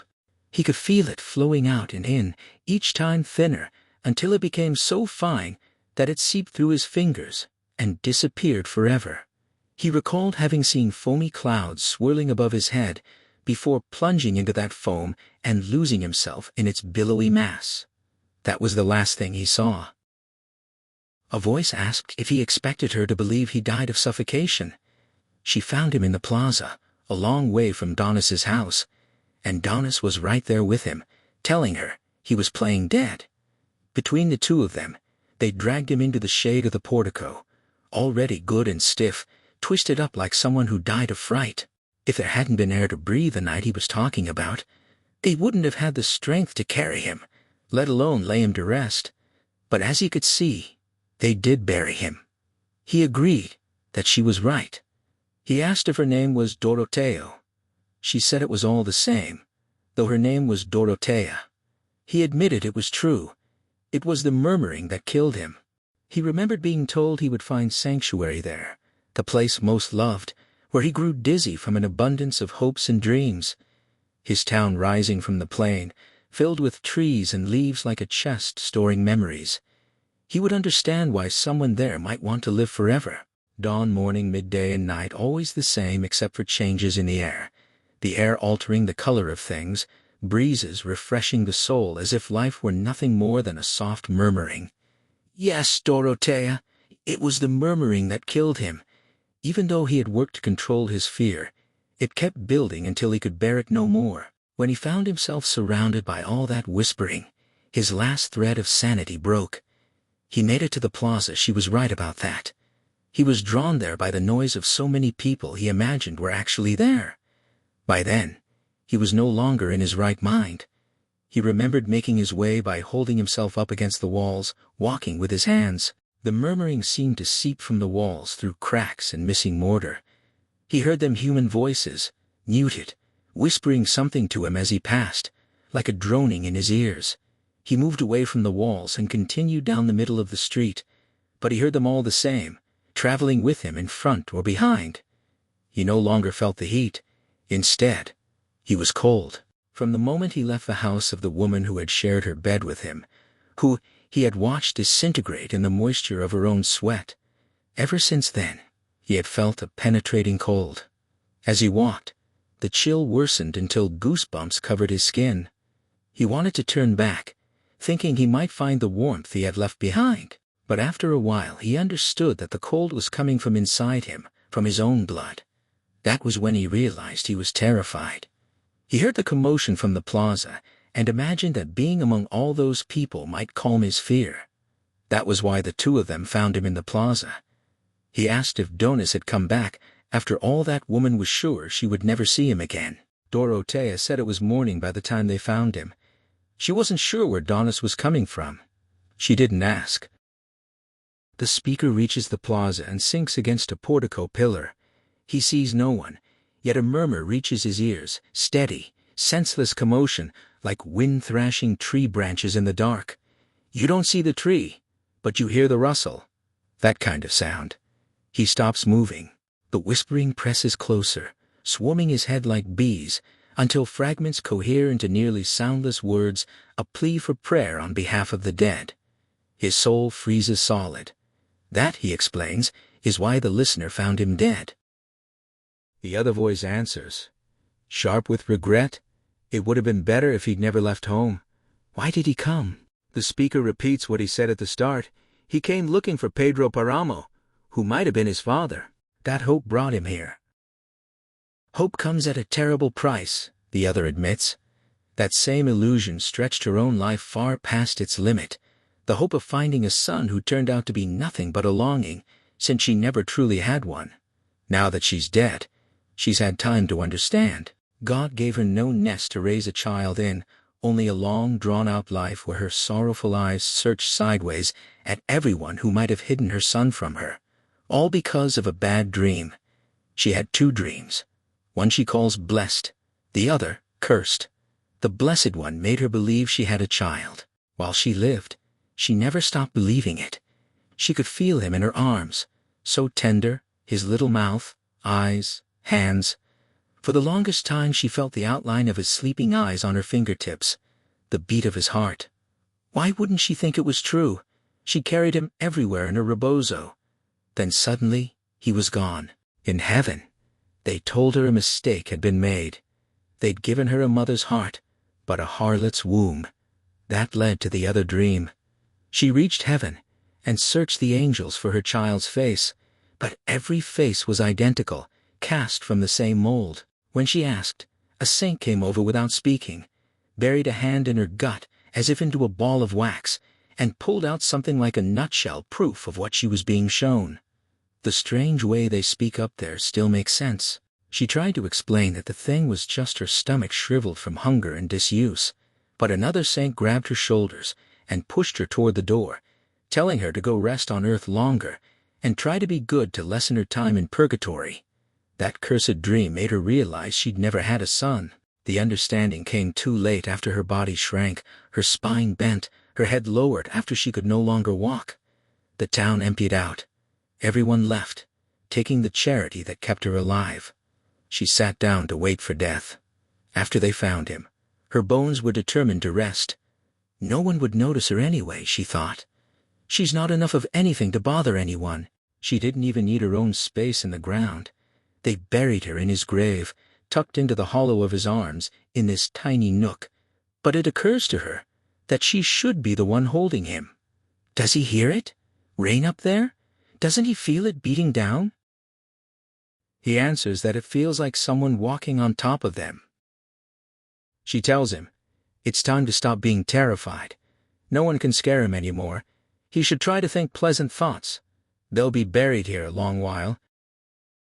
At dawn, thick raindrops fall over the earth, making hollow sounds against the soft, loose dirt of furrows. A mockingbird flies just above the ground, howling like a child's lament.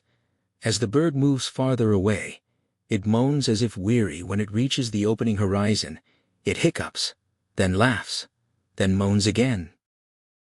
Folgore Sedano notices the fresh smell of earth. He looks outside, watching rain penetrate the furrows. His tiny eyes gleam with delight. He takes 3 deep breaths, savoring the sensation, and smiles broadly to show his teeth. He declares it another great year. Then he addresses the rain directly. Fall sweetly, keep coming until exhausted, then head that way. The soil has been turned hard just for the rain's pleasure. He chuckles. The mockingbird crosses in front of him on its return flight and lets out an anguished howl. The rain spills from the clouds with greater intensity, off in the distance where the sun had started to rise. The sky closes back up, the retreating night seems to return. The main gate at the Media Luna groans open, soaked by the wet breeze. 2 men ride out, then 2 more, then another 2, until as many as 200 men on horseback scatter across the rain-soaked fields. Fulgor Sedano gives the order as they head out, drive the cattle from the Emidio ranch past what used to be the Estagua ranch, and run the herd at Estagua up to the Vilmayo hills. Be quick about it. The rain will hit hard. He repeats the instructions so many times that the last men to leave only hear a compressed version from here to there and from there even farther. Each man lifts a hand to his sombrero to signal understanding. The last man is barely left when Miguel Páramo arrives at a full gallop. Without slowing, he swings down from his horse, almost landing on top of Fulgor, leaving his mount to find its own way back to the stable. Fulgor asks where he's coming from at this hour. Miguel answers that he's been out milking. Fulgor asks milking whom. Miguel challenges him to guess. Fulgor guesses it must be Dorotea La Cuaraca around here. She's the only one who likes babies. Miguel calls Fulgor an idiot but adds that it's not his fault. Then he walks off with his spurs still on, looking for someone to get him breakfast. In the kitchen, Demiana Cisneros asks the same question. Miguel answers that he's been out checking on her mother. She tells him not to get mad and forgets. She then asks how she should cook his eggs. He says, however, turns her on. She insists she wasn't being vulgar. He tells her to forget what he said, then asks if she knows a woman named Dorotea called La Cuaraca. She does, and says Dorotea is right outside. She gets up early every morning and swings by for breakfast, always walking around with a bundle in her rebozo, cooing to it, and telling everyone it's her baby. Something bad must have happened to her long ago, but since she never talks, no one really knows what. She survives on whatever people give her. Miguel curses old man Fulgor and vows to teach him a lesson that will make his head spin. But then he wonders if that woman might prove useful. Without hesitation, he goes to the kitchen's back door and calls Dorotea over. He tells her he has a proposition. Who knows what kind of deal he offers her? The only thing certain is that when he comes back inside, he's rubbing his hands together. He shouts to Damiana to bring on those eggs, then adds that from now on, she'll let that woman eat whatever he's having, even if it kills her stingy self to do so. Fulgor Sedano heads to the granary, worried about the corn supply. The harvest is still far off. They've only just finished planting. He needs to see if what they have will last. The boy, Miguel, crosses his mind just like his old man, but starting too soon. At this rate, Fulgor can't imagine he'll survive. He forgot to mention that some people came by yesterday accusing Miguel of killing a man. If he keeps this up... Fulgor exhales deeply and tries to picture where the ranch hands have gotten to, but he's distracted by Miguel's sorrel rubbing its muzzle against the fence saddle still on. Nor will Miguel remove it, Fulgor thinks.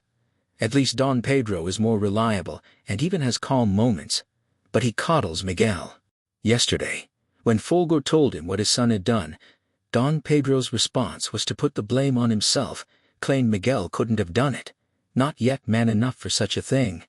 He held his hands up like he was showing the size of a pumpkin. Anything Miguel does, blame me. Fulgor remembers warning Don Pedro that Miguel will cause him many headaches. The boy likes getting into trouble. Don Pedro dismissed it. Give him space. He's just a kid. 17 maybe. Fulgor recalls when they brought Miguel as a newborn seems like yesterday. But he's so violent, and always in such a hurry, racing against time. He'll lose that race. Don Pedro insists he's still a baby. Fulgor concedes but mentions the woman who came by yesterday sobbing, claiming Miguel killed her husband. Fulgor knows how to size up grief. That woman was bursting at the seams. He offered her 50 hectoliters of corn to forget the whole thing. She wouldn't take it, so he promised to settle the matter some other way. Still not satisfied, Don Pedro asks who those people were. Fulgor doesn't know them. Then don't worry about it, Don Pedro says. Those people don't exist. Inside the granary, Fulgor feels the warmth of the corn, grabs a handful to check for weevils, measures the height. This will do. Once the grass starts growing, they won't need to keep feeding corn to the livestock. There's more than enough. On the way back, he looks up at the sky full of clouds rain for a good while yet, and he forgets about everything else. The weather up there must be changing, Juan Preciado reflects. His mother always said that as soon as it began to rain, everything would fill with light and the verdant smell of new growth.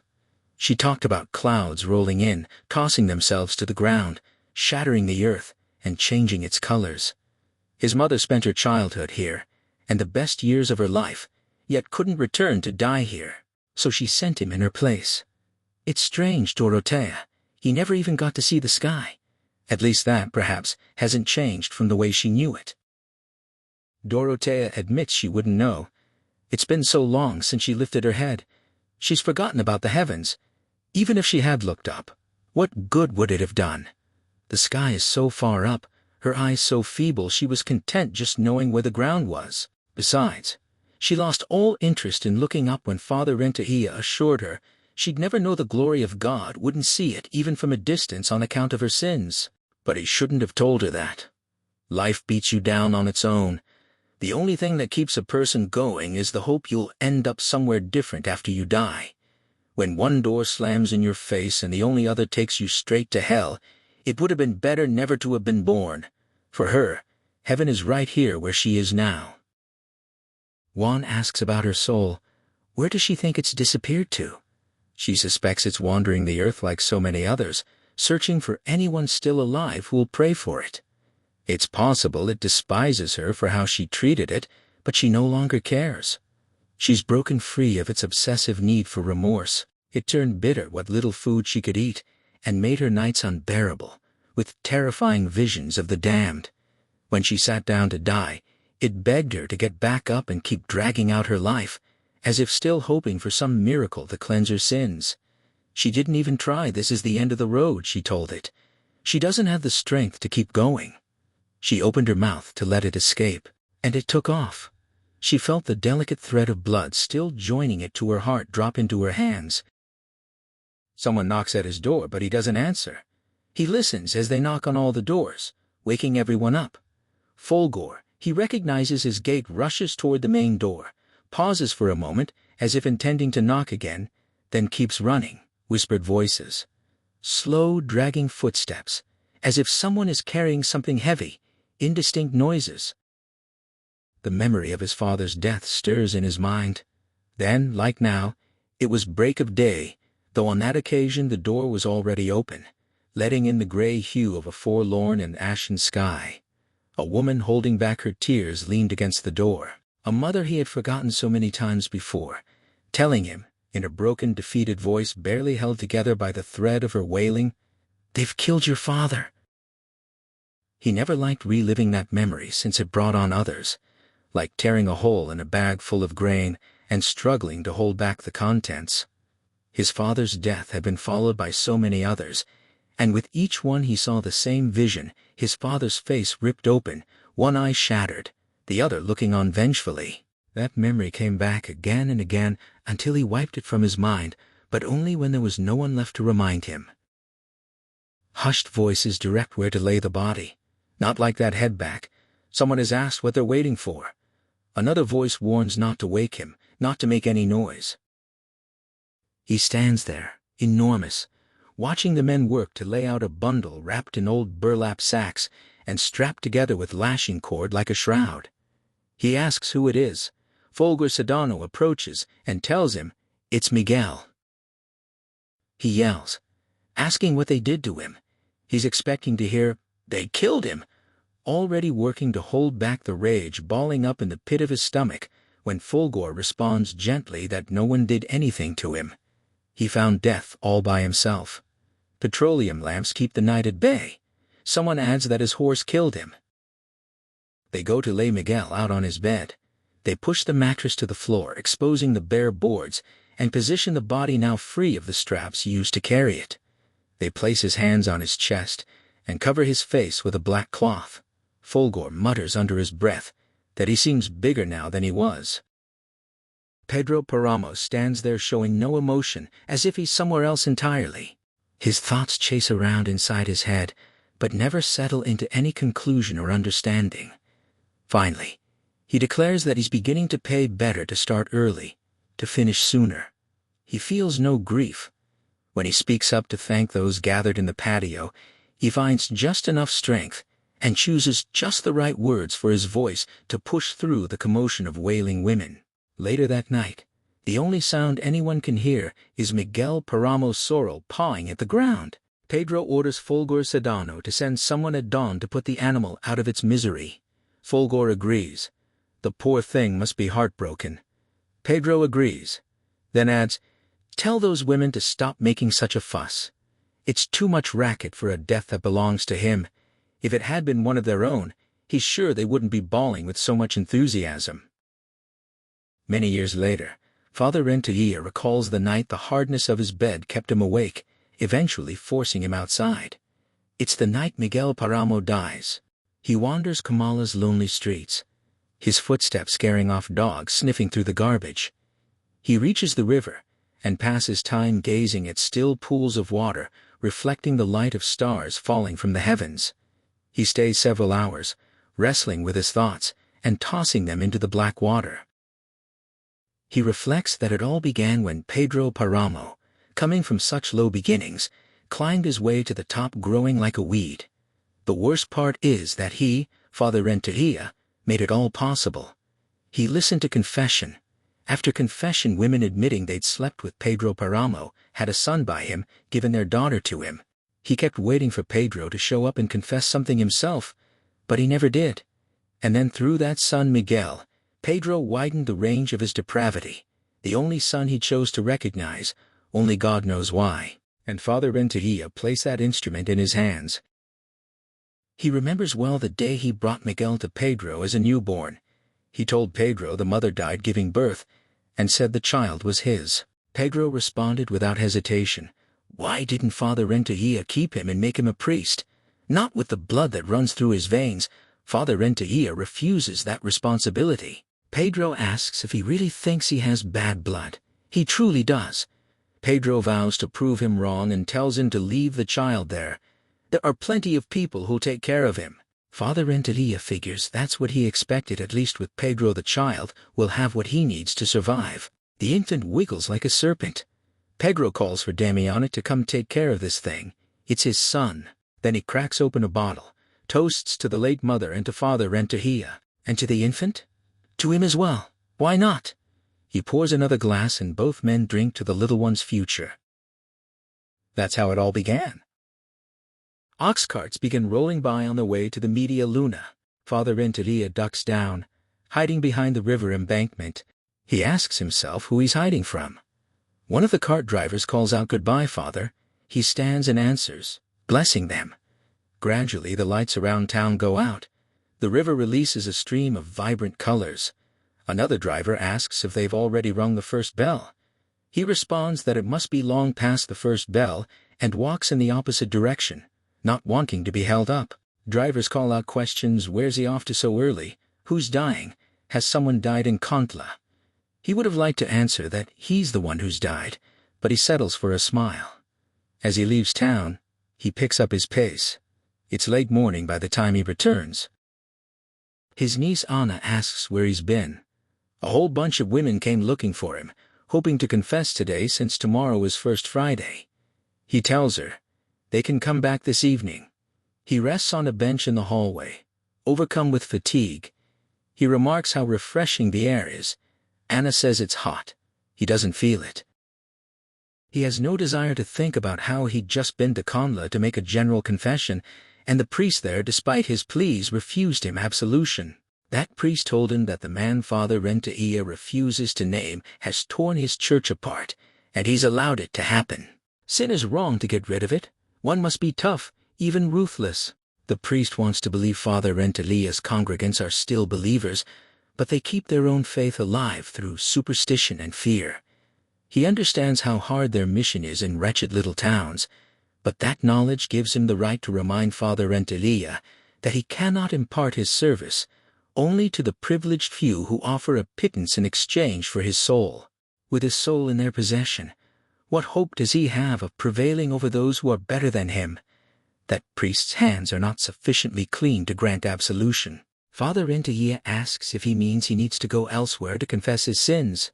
The priest says he needs to go someplace else. He cannot continue consecrating others while mired in sin himself. Father Renteria asks, what if they suspend his ministry? The priest doubts it will come to that, even though it might be what he deserves. Father Renteria asks if the priest could provisionally he needs to give last rites, communion. So many are dying in his town. The priest tells him to let the dead be judged by God. Father Renteria understands no then. The priest had refused him. Later, the two men wander through the parish corridors shaded by azaleas and sit beneath a canopy covered in ripening grapes. The priest says their ascetic providence allows everything to grow where they live, but it all ends up bitter. That's their punishment. Father Renteria agrees. He's tried to grow grapes in Comala, and they never thrive. Only Orion and orange trees grow there, both bitter. He can't recall what it's like to taste something sweet. He remembers the Chinese guavas from the seminary, the peaches, the tangerines whose peels would open with a little squeeze. He brought a few seeds back, just enough to fill a small bag. Later, he felt it would have been better to leave them where they could have grown, since bringing them here meant bringing them to die. The priest says the land around Comala is good. What a shame it's all in the hands of a single man. He asks if Pedro Páramo is still the owner. Father Renteria says such is the will of God. The priest doubts God's will. Has anything to do with it? Does Father Renteria believe that? There are times he's doubted it, but the people of Comala are sure that's the case. And does he agree with them? He's just a simple man, willing to humble himself while he still feels the urge to do so. Later, as they say their goodbyes, he takes the priest's hands and kisses them. But now he's back here, back to reality, with absolutely no desire to keep thinking about the morning he spent in Kondla. He stands and walks toward the door. Anna asks where he's going. He's going for a walk, to see if he can shake this off. She asks if he's feeling sick. Not sick bad, a bad person. That's what he feels he is. He heads to the Media Luna and offers condolences to Pedro Páramo. He listens as Pedro once again offers regrets for the accusations leveled against his son. He lets Pedro say his piece after all, it no longer matters. But he declines Pedro's invitation to eat. He's sorry, but he needs to get to church early since scores of women are waiting for him at the confessional. Perhaps some other time. He walks back slowly. As darkness begins to fall, he enters the church just as he is, caked in dirt and misery. He takes his seat to hear confession. The first to come forward is Dorotea, the old woman always waiting for the church doors to open. He notices she smells of alcohol. He asks since when she's been getting drunk. She explains she was just at Miguelito's wake, and overdid it a bit. They gave her so much to drink, she made a fool of herself. He tells her she's never been anything else, but this time, she insists, she's brought a lot of sins to confess, bunches of them. Time and again, he's told her not to come to confession. She's just wasting his time. She couldn't sin anymore, even if she tried. Let others have a chance. She swears this time she sinned for real. He tells her to speak. Now that she can't hurt him anymore, she admits she was the one who got all those girls for the late Miguelito Páramo. Father Renteria stalls for a moment to think, then appears to wake from a trance and asks almost automatically since when. Since he was a young fella. Ever since he got the urge, he asks her to repeat what she just said. She repeats it. She was the one who got all those girls for Miguelito. He asks if she took them to him. Sometimes she did. Other times, she'd just set it up with others. She'd merely point him in the right direction, telling him when they'd be all alone so he could take them by surprise. He asks, almost habitually, if there were many. So many she lost count, loads of them. He asks what she would have him do with her. Be her own judge. See if she can forgive herself. She can't, but he can. That's why she's here. How many times has she shown up asking him to send her to heaven when she dies? She was hoping to find her son there, right? Well, now she won't be going to heaven, but may God forgive her anyway. She thanks him. He forgives her in God's name as well and tells her she may go. She asks if he isn't going to give her any penance. None is necessary. She thanks him again. Father Renteria taps his knuckles on the confessional window to call the next woman. As he listens to her open with a standard request for blessing and confession, his head sinks, as if it can no longer hold itself up. Dizziness and confusion wash over him, a feeling like dissolving in thick water.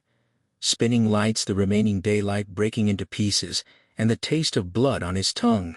He hears the words again, more forcefully this time, then repeated, followed by the closing phrases of prayers echoing around him. He tells her to be quiet, and asks when she last confessed. 2 days ago, she says.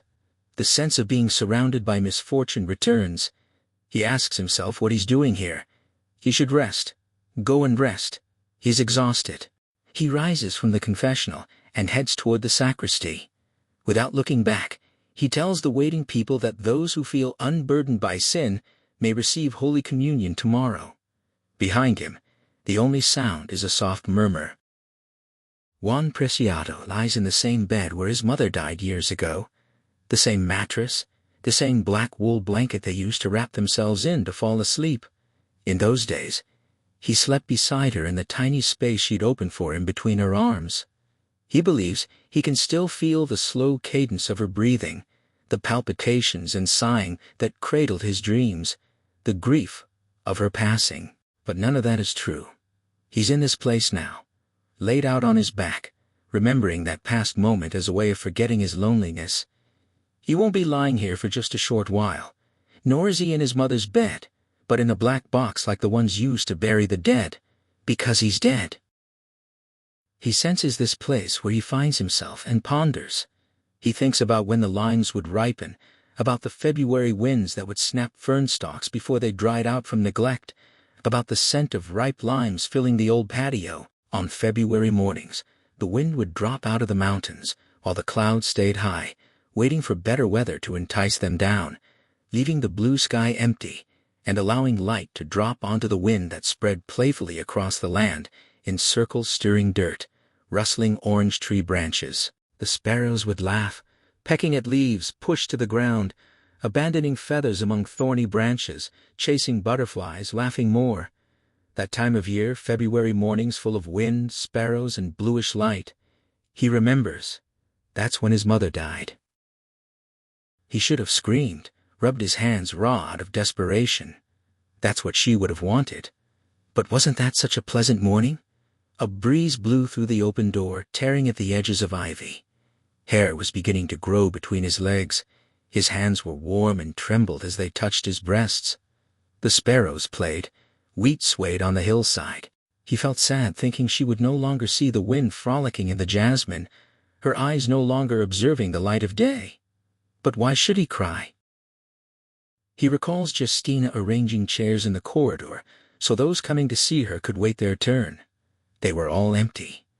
His mother all alone, surrounded by candles, her face pale, her white teeth just visible through purple lips stiffened by the chill of death.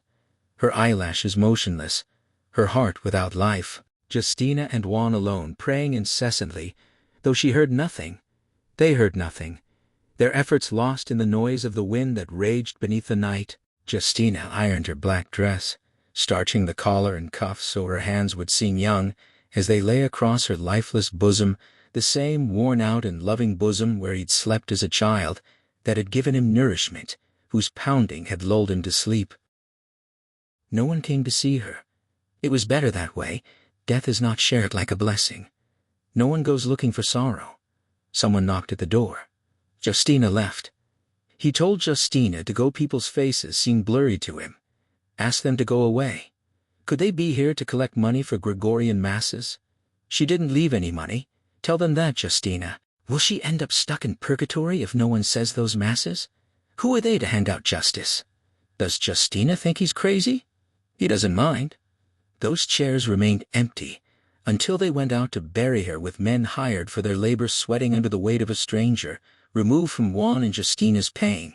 They shoveled wet sand into the grave before slowly lowering the coffin, with the patience of their vocation, standing in a cool breeze that rewarded their efforts. Their eyes cold, indifferent. They named the amount. Justina paid them, as if buying any old thing, pulling the knot out of her handkerchief that was damp with tears wrung out once, and then again that now held the money for the burial. When they left, Justina knelt where her face had been, kissed the ground, and might have dug down toward her if Juan hadn't said, "Let's go. She's somewhere else. The only thing still here is something that's dead." Juan asks Dorotea if that was her saying all that. She fell asleep for a while. Are they still frightening him? He heard someone speaking a woman's voice. He thought it was her. A woman's voice? She says it must be the one who talks to herself. The woman, in the large sepulchre. Donna Susanita, buried here beside them. The moisture must have reached her, so she's tossing in her sleep. Juan asks who that is. Pedro Páramo's last wife. Some say she was insane, others say she wasn't. The truth is, she talked to herself even while alive. Juan says she must have died a long time ago. Dorotea agrees a very long time ago. She asks what he heard her saying. Something about her mother. But she didn't have a mother, Dorotea says. Well, that's what she was talking about. Dorotea corrects herself. Or at least she didn't bring her mother along when she came. But wait. She remembers now that the woman was born here but disappeared when she was older. And yes, her mother died of consumption. A strange woman who was always sick and never visited anyone. Juan says that's what she was saying, that no one went to visit her mother when she died. Dorotea asks what she's talking about. Obviously no one came by the house for fear of getting consumption. Could that little brat have remembered all that? Juan insists that's what she was saying. Dorotea asks him to tell her when he hears her again. She'd like to know what she's talking about. Juan hears something and thinks she's about to speak. No! Dorotea says that's farther away and from the other direction, and it's a man's voice.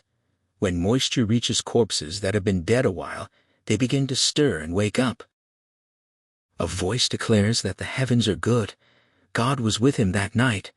If not, who knows what might have happened, because it was already night when he came to. There was blood everywhere. As he stood up, his hands slipped on rocks covered in blood. His blood, loads of it, and yet he wasn't dead. He could tell he wasn't. It seemed that Don Pedro wasn't interested in killing him, just in giving him a fright. Don Pedro wanted to know if he had been out at Vilmayo 2 months earlier on the feast day of San Cristobal at a wedding. What wedding? What San Cristobal? He splashed around in his own blood and asked what wedding, Don Pedro. No, Don Pedro, he wasn't there. Maybe he passed by there, but only by chance. Don Pedro had no intention of killing him. As you can see, all he did was leave him lame and with one arm messed up. But he never killed him. From that moment, people have been telling him one of his eyes is crooked on account of the scare. Yet he's convinced he's more of a man because of it. The heavens are good. Don't ever doubt that. Juan asks Dorotea if she can hear that better now. She can.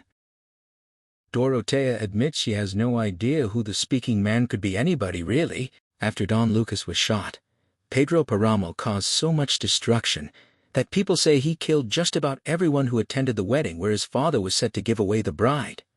Don Lucas was killed by mistake, since the real grudge was against the groom, but since no one ever found where the bullet came from, Pedro Páramo went after them all. It happened on the hill at Vilmayo. There used to be ranches up there, but you won't find any trace of them anymore. She listens, and says, that sounds like the woman now. Juan's ears are younger, so listen close, and tell her what she says. Juan can't make out a thing. It doesn't seem like she's talking, just grumbling. Dorotea asks what she's grumbling about. He doesn't know. She insists it's got to be about something. Nobody complains about nothing. Listen close. He says she's just complaining, nothing more. Maybe Pedro Páramo made her suffer. Dorotea tells him not to believe it. He loved her. Take her word for it. He loved her more than any other woman. But by the time they brought her to him, she was already suffering, and maybe even crazy. He loved her so much that he spent his remaining years slumped in an equipal chair, gazing down the road where they'd carried her off to the cemetery. He lost interest in everything. abandoned his lands, ordered the equipment burned. Some say he was exhausted, others that he was disillusioned. What's certain is that he ran everyone off and just sat in that equipole staring down the road she'd left on. From then on, the land lay fallow as if barren. It was disheartening to watch those fields deteriorate under all kinds of plagues. People everywhere started to melt away, the men scattering in search of better watering holes.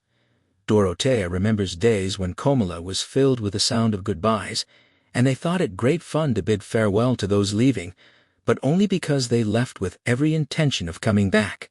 They left their possessions and families in others' care. Later, some sent for their families but not their things. Eventually, they seemed simply to forget about the town, about the people, even about their things. Dorotea stuck around since she had nowhere to go. Others stayed waiting for Pedro Páramo to die, because he'd promised to leave everything to them, and based on that hope they stuck around. But year after year rolled by, and he was still alive, always there, watching over the lands of the Media Luna like a scarecrow. Then, when he was finally close to death, the Cristero War came and rounded up the few men still around. That's when she really began to die of hunger, and she never recovered. All because of Pedro Páramo, on account of the torment that filled his soul. All because his wife died, that Susanita. So don't tell her he didn't love her. Fulgor Sedano gives Pedro Páramo the news. Want to guess who's back in town? Pedro asks who? Bartolomé San Juan. Pedro asks what for? Fulgor says that's what he wants to know. Why's he back? Pedro asks if he hasn't looked into it. Fulgor hasn't thought he should tell Pedro first. The thing is, Bartolomé never asked about a place to stay. He went straight to that old house, got off his horse, and unloaded his suitcases, as if Pedro had already rented the place to him. Pedro snaps at Fulgor.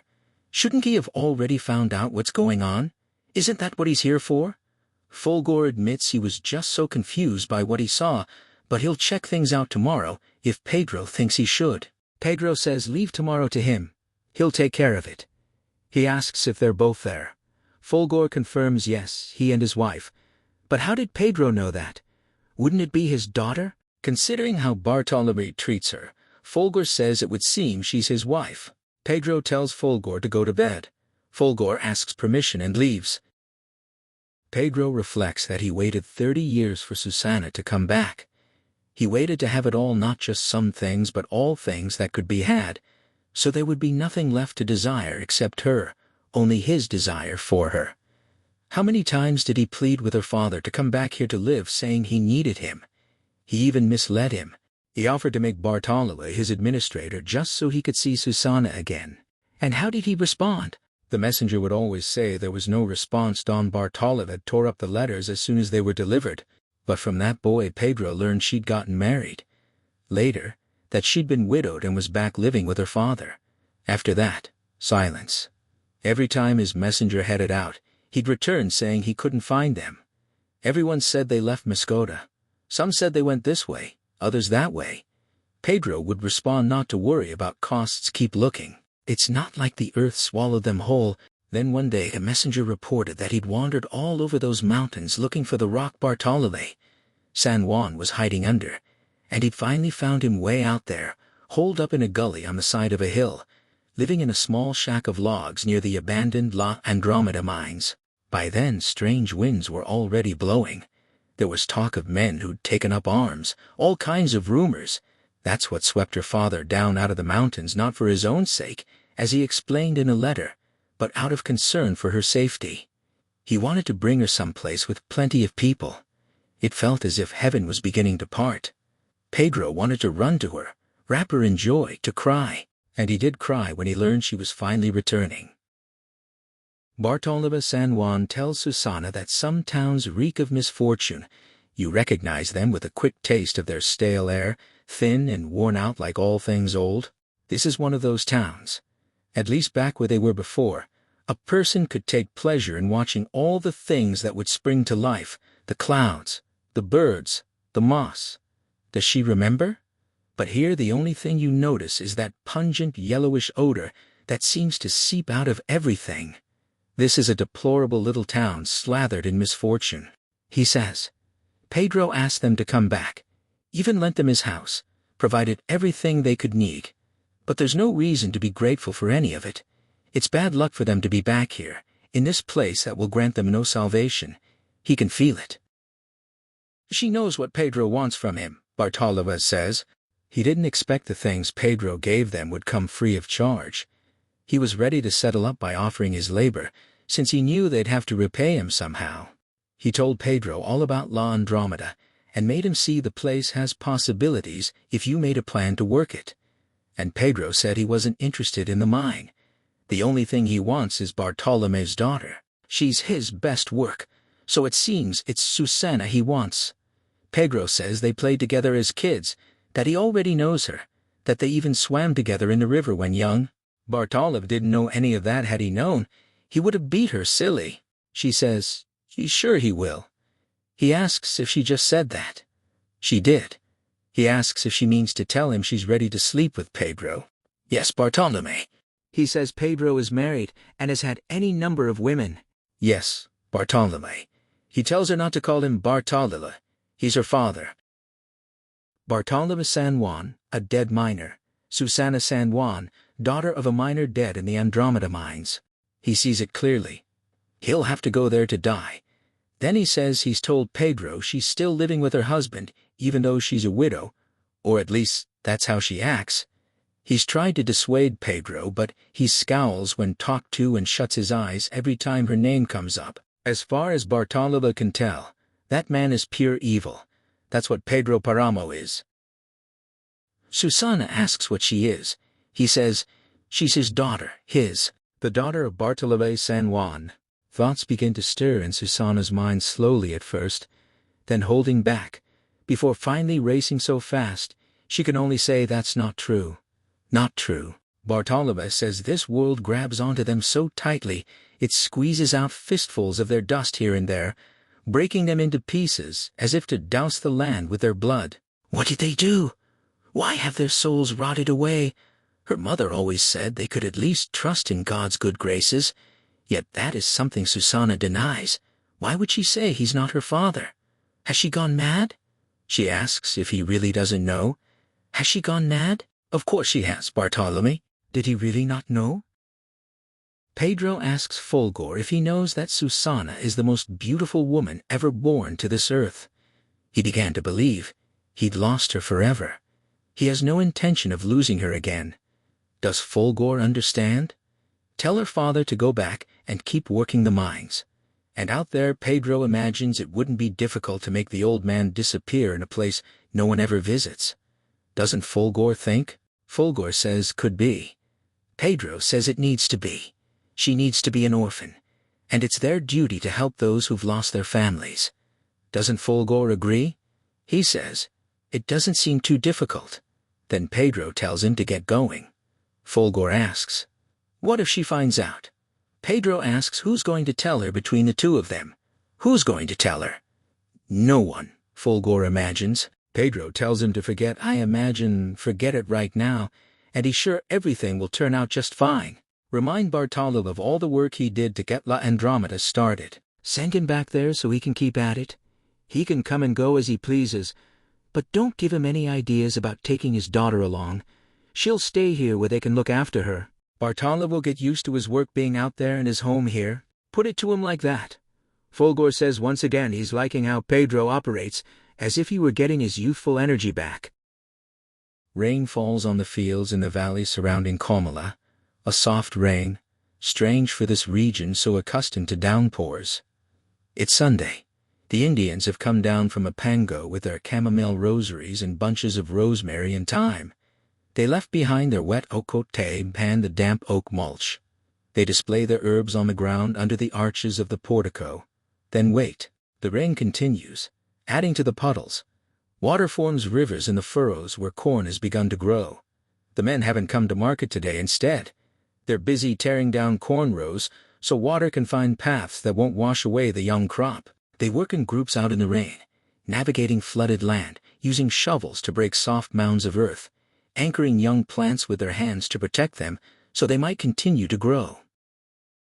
The Indians wait. They feel it's not a good day. Perhaps that's why they shiver beneath straw cloaks drenched in the rain, Not because they're cold, but because they're afraid. They gaze at the constant drizzle and up at the sky that refuses to let go of the clouds. No one shows up. The town feels empty.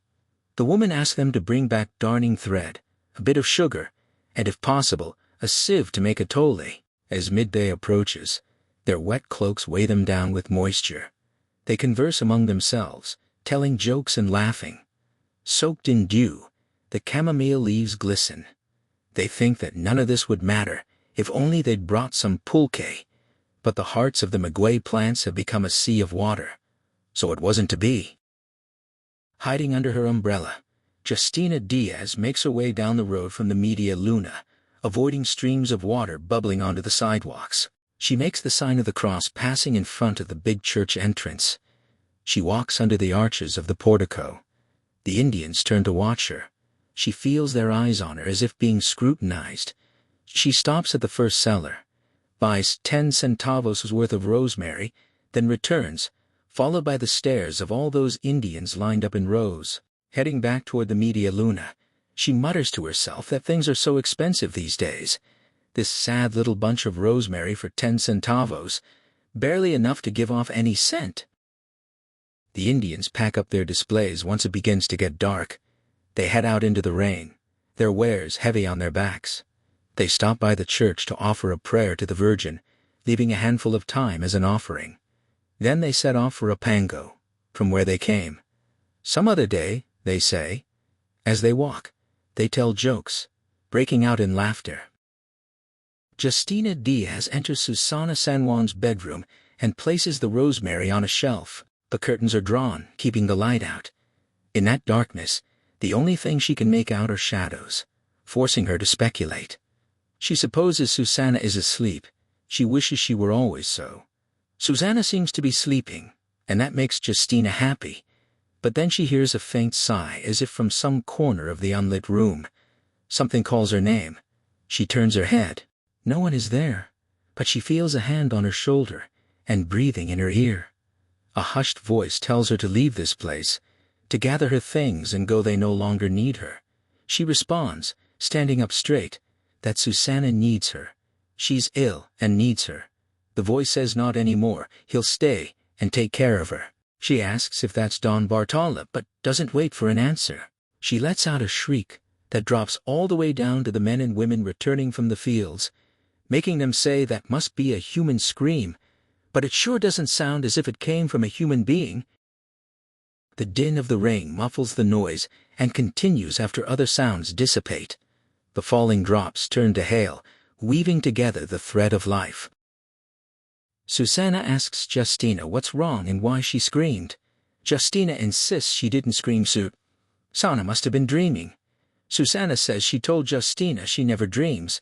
She's exhausted because Justina didn't put the cat out last night and it wouldn't let her sleep.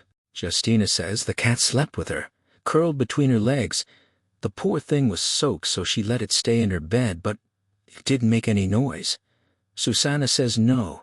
It didn't make noise, it just spent the night doing circus tricks, leaping from her feet to her head and meowing softly as if hungry. But Justina says she fed it well, and it didn't leave her side all night. Susana is imagining things again. Susana insists it startled her throughout the night with its constant jumping. Even though the cat is affectionate, she'd rather not have it around while sleeping. Justina says, Susana is seeing things, that's what it is. As soon as Pedro Páramo arrives, she's going to tell him she can't stand Susana any longer, that she's leaving. There are plenty of good people who'll give her work. Not everyone is as fussy, nor will torment her the way Susana does. She's leaving tomorrow, and will take the cat so Susana won't get so upset anymore. Susana tells her she's not going anywhere. Her wicked and loathsome Justina won't find anyone who loves her the way Susana does. Justina agrees. She's not leaving. She won't leave. Susana knows good and well that Justina intends to look after her, even if she makes her regret it. Justina had looked after Susana since the day she was born. She had held her in her arms, taught her to walk those first steps that to a child seem eternal. She had watched her mouth and eyes grow like candies, mint candies that are blue, yellow and blue, green and blue, with mint and spearmint inside. She nibbled at her legs, amused her by letting her suckle at her breasts, even though they had no milk, so were nothing more than playthings. She could have hugged her to pieces. Outside, rain falls on banana leaves, while drops landing in puddles make it sound as if the water is boiling. The sheets are cold and damp, the drain pipes gurgle and foam up, exhausted from working day and night. The water just keeps flowing, pouring out in never-ending bubbles. It's midnight. The rain falling outside drowns out all other sounds. Susana San Juan gets up slowly, gradually straightening her body and moving away from the bed. There it is again, a heaviness, at first down by her feet, then rising along the edge of her body, searching for her face. She asks if it's Bartolomé. She thinks she hears the door creak, as if someone is coming or going. But there is only the rain, intermittent, cold, streaming down banana leaves, boiling all on its own. She falls back to sleep and doesn't wake again until light illuminates the red bricks covered in dew in the gray dawn of a new day. She calls for Justina, who appears immediately as if already there, wrapping a blanket around Susana's body. Susana says the cat was here again. Justina says her poor little Susana. She lays Susana's head on her breast and holds her tight until Susana manages to lift that head and ask why Justina is crying. She'll tell Pedro Páramo that Justina has been good to her, won't say a thing about how her cat frightens her. Don't be like this, Justina. Justina tells her that her father is dead. He passed away 2 nights ago. People came by today to let them know there's nothing to be done, that he's already in the ground, that the journey was just too long for them to bring him here. Susana is all alone now. Susana smiles, and says so it was him he came to say goodbye. She smiles again. Many years earlier, while she was still a child, Bartolomé told her to climb down and tell him what she sees. She is dangling from a rope, pinching her waist and making her hands bleed, but she doesn't want to let go since it seems to be the only thread still connecting her to the outside world. She doesn't see anything. He tells her to look carefully, try to find something, and uses his lamp to shine light on her. She still doesn't see anything. He says he'll lower her a bit more, let him know when she hits the bottom. She had entered through a small opening between some boards after walking along old decomposing planks that were splintered and covered in damp dirt.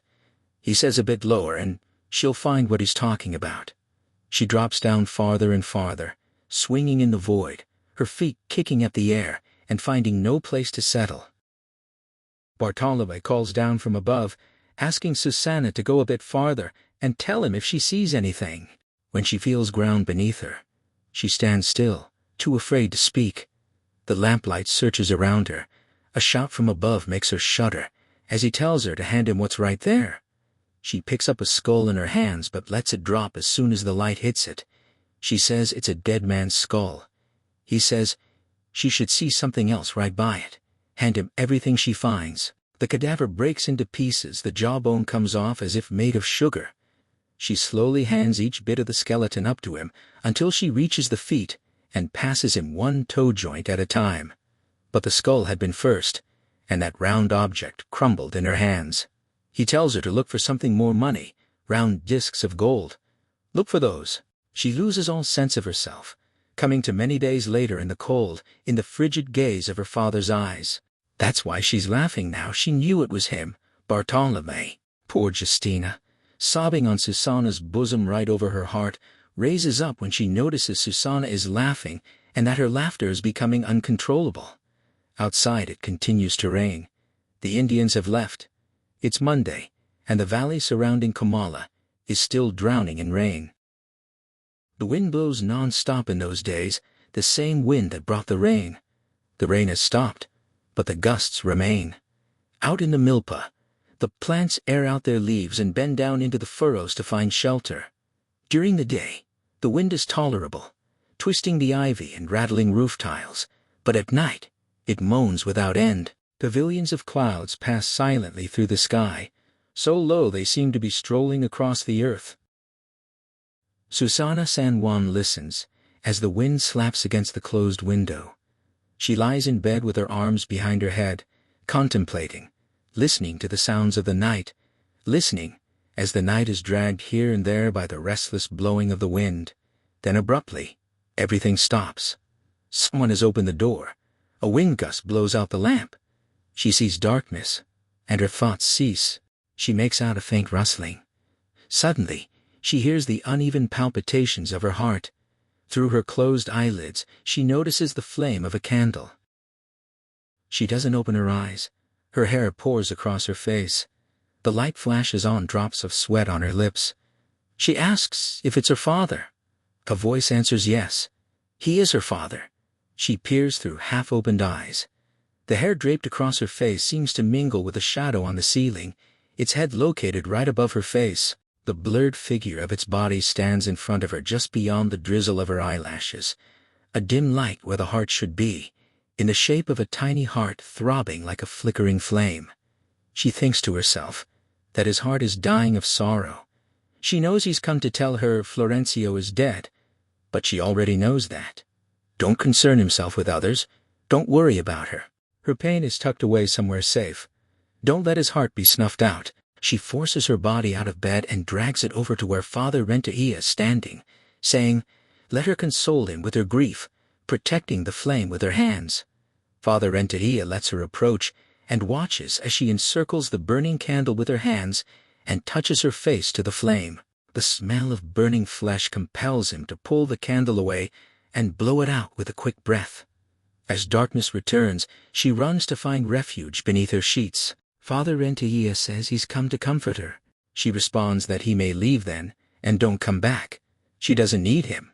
She listens, as the footsteps recede, something that always leaves her with a sense of cold trembling and fear. She asks why he comes to visit if he's already dead. Father Renteria closes the door and steps into the night air. The wind continues to blow. A man they call El Tartamudo shows up at the Media Luna asking for Pedro Páramo. He stutters that he needs to talk with him. He's told Pedro isn't here. He says when he gets back, tell him it's about Don Fulgor. He's told they'll look for him, but it may take a few hours. El Tartamudo says it's urgent and waits on his horse. After a while, Pedro Páramo, whom he's never seen, stands in front of him, asking how he can help.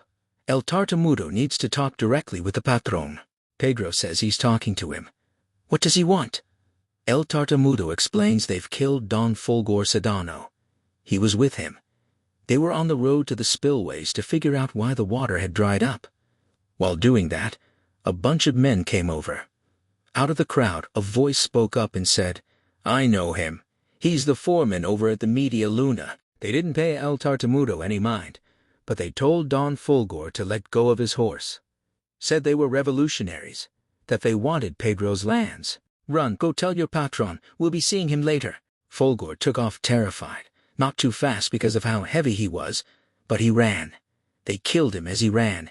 He died with one foot in the air, the other on the ground. El Tartamudo didn't move. He waited for night, and now he's here telling what happened. Pedro asks what he's waiting for. Get going. Go let those men know Pedro is here if they need anything. Tell them he's the one they'll have to deal with. But first, swing by La Consagracion. He knows who El Tilque is. He'll be there. Tell him Pedro needs to see him. And tell those other men he'll expect a visit as soon as they're available.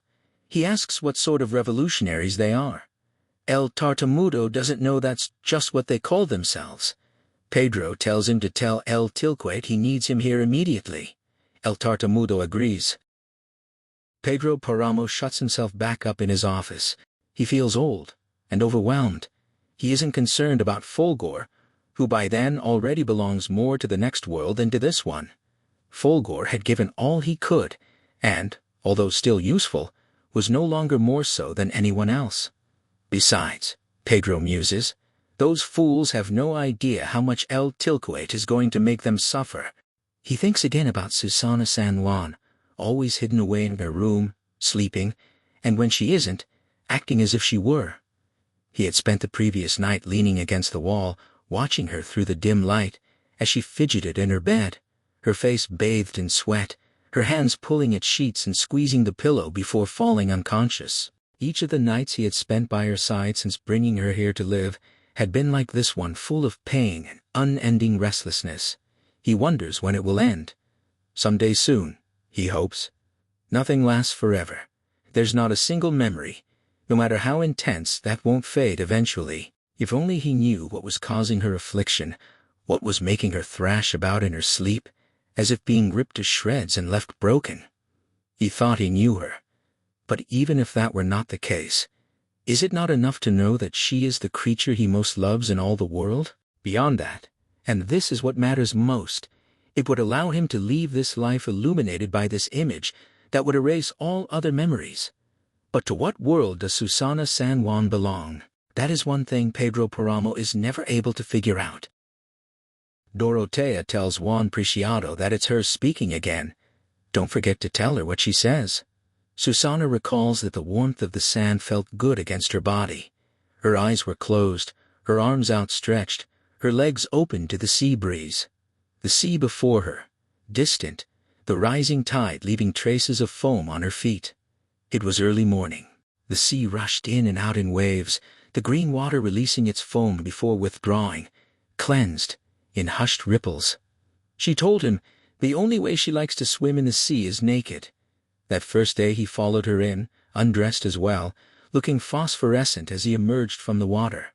There weren't any seagulls, only those birds they call ugly beaks, the ones that growl as if snoring and disappear when the sun comes out. He followed her that first day, and felt all alone, even though she was with him. He told her it was as if she were one of those birds, just one among many. He prefers her at night, when they're both lying on the same pillow, in the dark, and between the sheets. And he left. She came back. She would always come back. The sea soaks her ankles and then recedes, soaks her knees, then her thighs, wraps its tender arm around her waist, and caresses her breasts, embraces her neck, and presses against her shoulders. She immerses herself in the sea fully, giving herself over to its steady force, its gentle possession, holding nothing back. She told him she likes to bathe in the sea, but he doesn't understand. The following day she returned to the sea, to purify herself, to give herself over to its waves. The men appeared just as the afternoon sky is turning to dusk, armed with carbines, cartridge belts across their chests. About 20 of them. Pedro Páramo invites them to dinner. They sit around the table in silence without removing their sombreros. The only noise they make comes as they drink their chocolate and chew down one tortilla after another with the beans they're served. Pedro looks on. None of the faces seem familiar. El Tilcate stands behind him, waiting in the shadows. Pedro calls out to them when he sees they've finished eating, asking what else he can do for them. One waves his hand and says this all belongs to Pedro, but another interrupts, saying he'll do the talking here. Pedro asks again what he can do for them. The man says, as they can see, they've taken up arms. Pedro asks, And that's all? He thinks it's nothing? Pedro asks for what reason exactly. Because others have done the same thing. Haven't he heard? Just wait a bit till they get instructions, then they'll let him know what their cause is. Until then, they'll hang out here. Another man says he knows what their cause is, and if Pedro wants, he'll explain they've rebelled against the government and against Pedro's kind because they're tired of putting up with them. Against the government for being corrupt and against them for being a filthy bunch of freeloaders and thieves. He won't say anything more about their esteemed government, since what they've got to say to them, they'll say at the point of a gun. Pedro asks how much they need for their revolution. Perhaps he could help. One of them says, "The gentleman here makes some sense. Perseverancio should hold his tongue. It might be good to have a rich friend who could help them out. And who better than this señor right here?" He asks Casito how much they could use. Another suggests maybe Pedro should hand over whatever he feels is best, out of the goodness of his heart. Pedro Páramo watched the men leave, his handshake seeing off the last one, a man who warned that failure to deliver would bring Perseverancio himself calling. Pedro had heard the threat but gave no sign of concern. Later, he asked El Tilcate which one seemed to be in charge. The man guessed it was the big-bellied one who'd sat in the middle without looking up, seldom wrong about such things. But Pedro saw it differently. He accused Damasio directly of being the true leader, pointing out that the man was clearly itching to join the revolt. Damasio admitted he was more than ready, given his love for a good fight. So Pedro laid out the plan: gather 300 trustworthy men, join the rebels, and claimed the promised reinforcements. The details, he said, Damasio could figure out alone. When Damasio asked about the money, whether he should hand that over to, Pedro explained he'd give 10 pesos per man for immediate needs, keeping the rest safe at Media Luna since hauling so much cash would be foolish. Then he offered Damasio the small ranch at Puerta de Piedra, telling him to see the lawyer Gerardo Trujillo in Comala to transfer the deed. Damasio admitted the gesture went without saying, though he'd have joined just for the fun regardless. At least now, his wife would have something to occupy her while he ran wild. Pedro told him to take a few cows as well to stir the place up. Damasio asked if the Brahmins would be allowed, and Pedro waved him off, saying take whatever he wanted, whatever his wife could manage. Then came the real instruction: stay close to Media Luna's land so newcomers would see it already occupied, and report back when possible. Damasio promised to see him soon. Juan Preciado relayed what the buried woman was saying, that she used to bury her cold stone-like feet between a man's legs, where his warmth would bake them like loaves in an oven, that he would nibble at those feet, and call them golden loaves fresh from the hearth, and that she would sleep curled into him, pressing into his being until she felt her flesh yield like a furrow giving way to a plow, burning at first, then tepid, then sweet, sinking deeper until she cried out. Even so, his death had hurt worse. When the listener asked who she meant, Juan admitted he didn't know, only that she said the night he came home slow, she expected him late, perhaps near dawn. She barely noticed anything except that her lonely cold feet suddenly felt covered, as if someone tried to warn them. Waking later, she found her feet wrapped in the newspaper she'd been reading while waiting for him, which had fallen when sleep overtook her. That was how her feet were still tucked when they came to tell her he was dead. The other listener then heard boards cracking and guessed her buried box must have split open. Juan agreed. He heard it too. That night, her dreams returned. Susana San Juan wondered why such intense memories had to rise up. Why not simply death without those heartfelt melodies? She recalled the moment someone informed her Florencio was dead. How large that man had been, how tall, his voice harsh and dry as the driest dirt, his shape already blurring as if rain fell between them. She remembered not crying, not drowning in grief. She accused the Lord of caring only for the soul, when what she wanted was Florencio's body naked and warmed by love, simmering, massaging the trembling of her arms and breasts, her transparent frame suspended by his, her slender form lost in his strength. She did not know what to do with her lips now that she lacked his mouth to occupy them. As she tossed, Pedro Páramo stood by the door watching, counting the seconds of her dream that seemed to drag on. The lamp's flame weakened. He imagined that if only a physical ailment tormented her, rather than these exhausting hallucinations, he could seek some relief for her. He wondered what would happen if her life snuffed out along with that delicate flame. Then he left, closing the door without a sound, the fresh night air outside erasing her image from his mind. Susana awoke moments before dawn, drenched in sweat. She threw off the heavy blankets, refused even the sheets, and lay naked in the morning breeze. She sighed and fell back asleep. Father Renteria found her that way hours later, naked and asleep. Gerardo Trujillo asked Pedro if he'd heard that El Tilcoit had been defeated. Pedro knew there had been a gun battle the night before. He'd heard the commotion but nothing more. Gerardo explained that injured men had shown up in Comala, his wife bandaging them. They said they were with Damasio, and many had died, apparently ambushed by men calling themselves Villistas. Pedro lamented that bad days seemed headed their way and asked what Gerardo planned to do. The lawyer announced he was leaving for Sayula to start over. Pedro observed that lawyers had the advantage of moving their operations anywhere as long as no one busted them in the jaw. Gerardo disagreed, saying lawyers always had their problems, but still he would need to leave Pedro's papers somewhere. Pedro told him to take the documents, asking whether Gerardo couldn't keep handling his affairs from the new location. Gerardo appreciated the confidence, but insisted certain irregularities, items only Pedro should know about, could be used against him if they fell into the wrong hands. Safer to leave them. Pedro agreed, saying he'd burn them, and then asked who would challenge his right to the land with or without papers.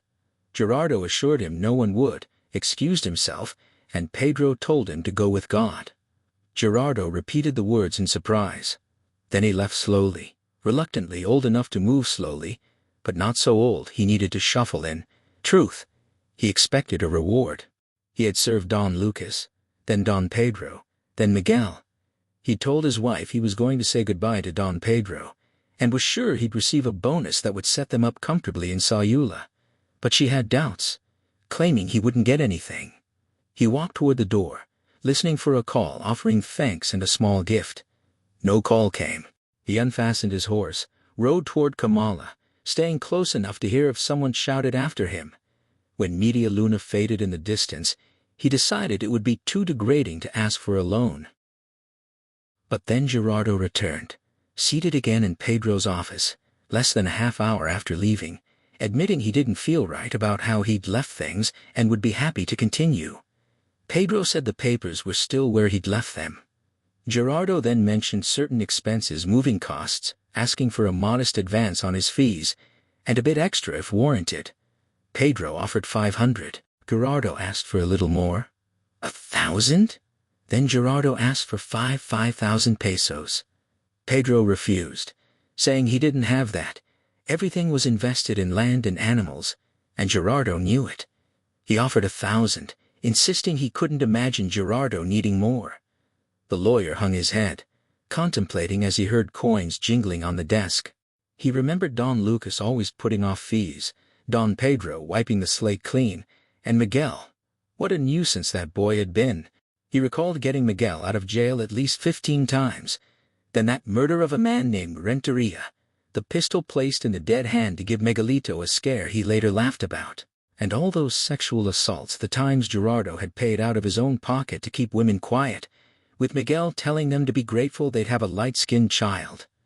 Pedro slid the money forward and told him to spend it wisely, because when it was gone, it was gone. Gerardo, still lost in thought, agreed that Pedro was right.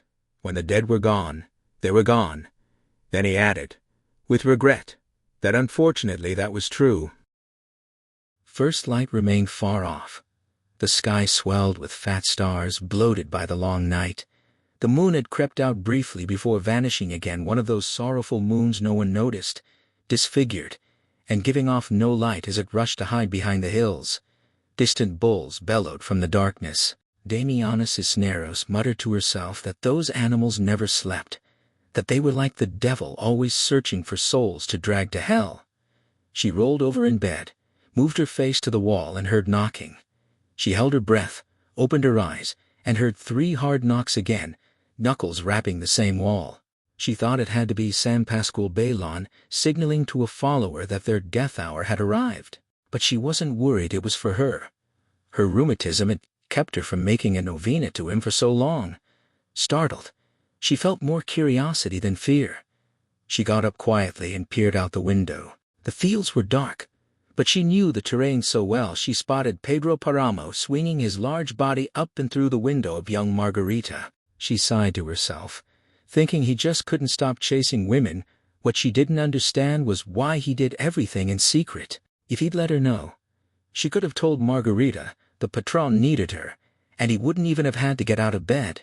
She closed the window when the bulls bellowed again, threw herself on her bed, and pulled the blanket up to her ears, then began thinking about what must be happening to young Margarita.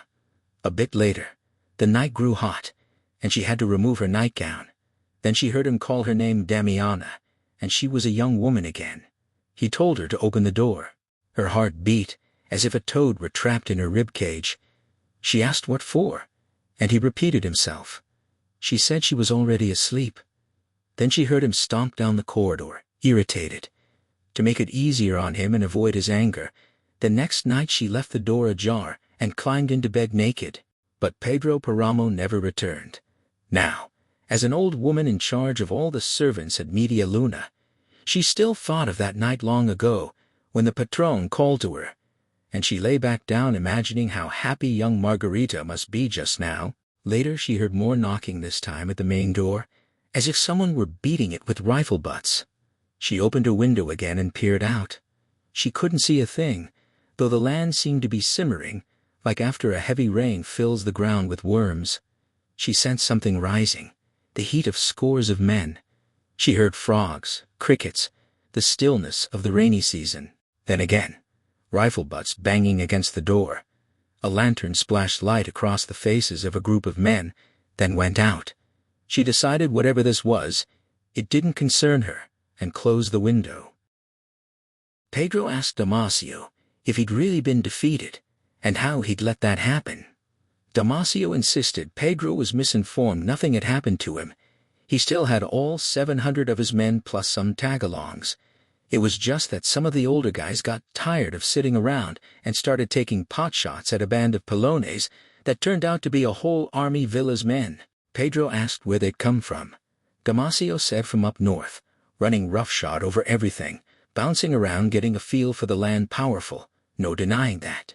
Pedro asked why he hadn't joined them, reminding Damasio he'd already said to stick with whoever was winning. Damasio said he was already with them.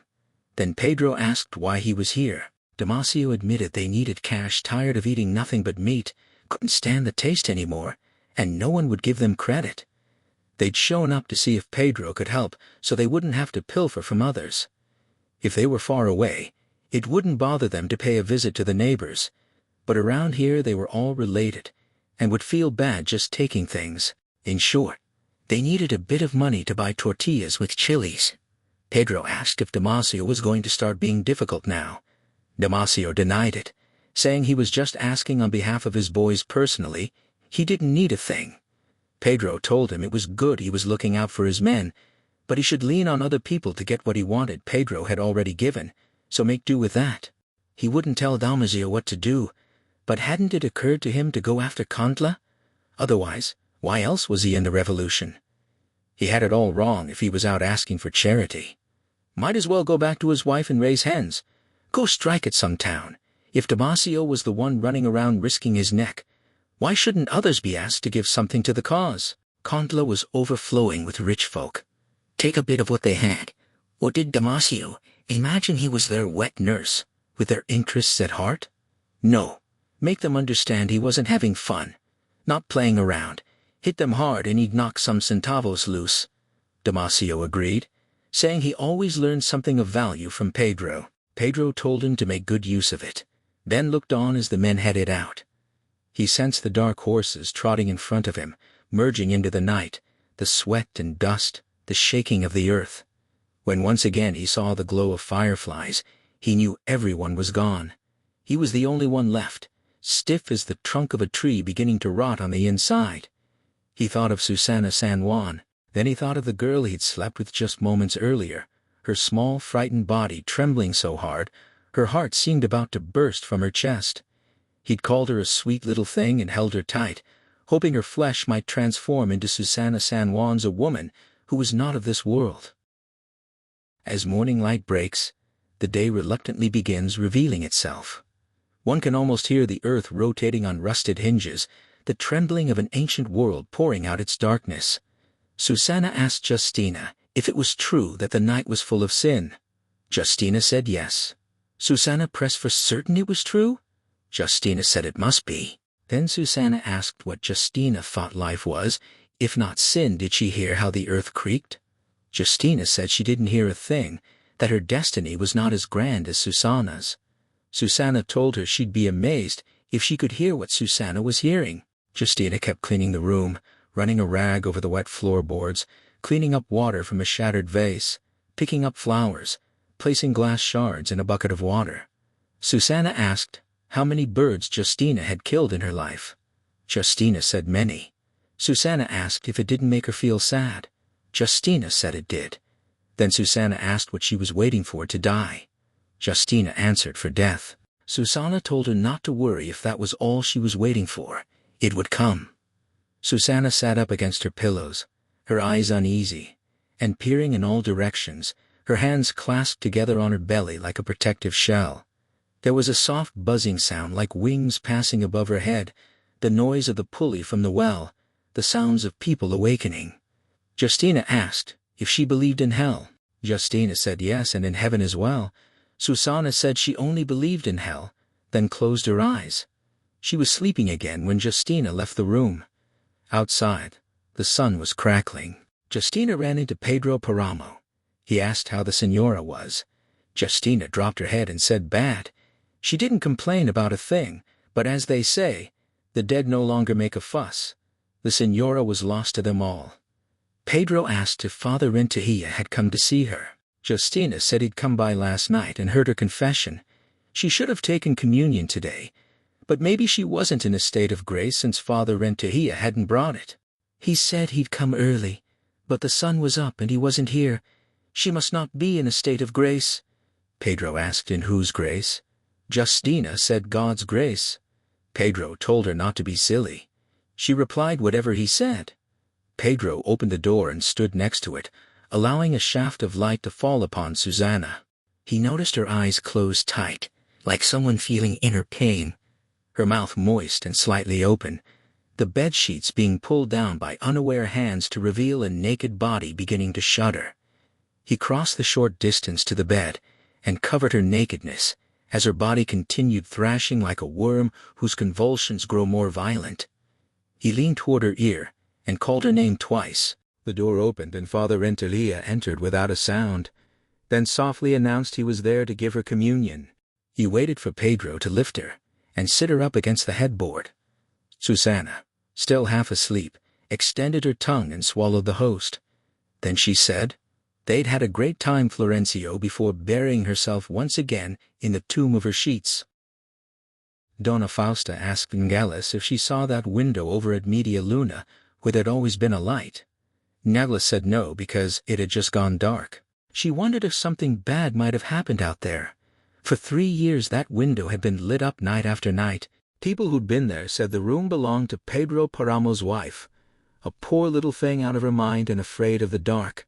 Now the light was out. Could it mean something bad? Fausta suggested. Maybe she died. She was quite sick. They said she no longer recognized people and talked to herself. What a punishment Pedro Páramo must have endured being married to that woman. Ngelis called him a poor man, but Fausta disagreed. No, he deserved it. That and more. Fausta pointed out the window was still dark. Ngelis told her to stop worrying about that window and let's get to bed. It was much too late for 2 old women like them to be wandering the streets. The women, who had left the church at about 11 at night, disappeared under the arches of the portico as they watched the shadow of a man crossing the plaza in the direction of Media Luna.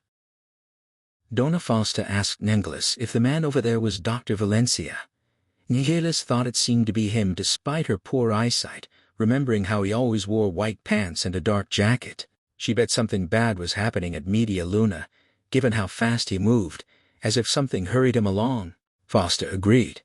He wouldn't move like that if it weren't serious, and felt tempted to go back and tell Father Renteria to head out there. She wouldn't want that poor creature to die without confessing. Ngelis told her not to even think it after everything she'd suffered. Who'd want her to leave this life without last rites and end up tormented in the next? Then again, the mystics say the insane have no need to confess, that they're innocent even if their souls are impure. Only God knows. Then Fausta noticed the light in that window again and hoped everything turned out okay. If someone in that house died, just imagine what would happen to all the work they'd put in getting the church ready for the Nativity. Given how important Don Pedro was, their celebration would be called off in a heartbeat. Ngelis told her she always imagined the worst, suggesting she should do what Ngelis did and leave it in the hands of divine providence, say an Ave Maria to the Virgin, and nothing bad would happen between now and morning beyond that. Let the Lord's will be done. After all, she couldn't be very happy in this life. Fausta admitted Ngelis always lifted her spirits. Her words would comfort her as she headed to bed, and they say the thoughts you have while sleeping go straight to heaven. She hoped hers could rise that far. They said good night, and slipped into their homes through doors they opened only part way. As silence returned, the night closed back in on the town. Father Renteria sat on the edge of Susana San Juan's bed, his hands on her shoulders, his mouth nearly touching her ear to avoid speaking loudly. He told her to repeat what he said. She asked, why was he going to hear her confession again? He explained this wouldn't be a confession, he'd just come to talk with her, to prepare her for death. She asked if she was going to die. He said yes. Then she asked why he didn't leave her in peace. She wanted to rest. Someone must have asked him to come chase away her dreams, to stay with her till she no longer felt drowsy. But then what would she do to find sleep again? She told him to leave her be and let her rest.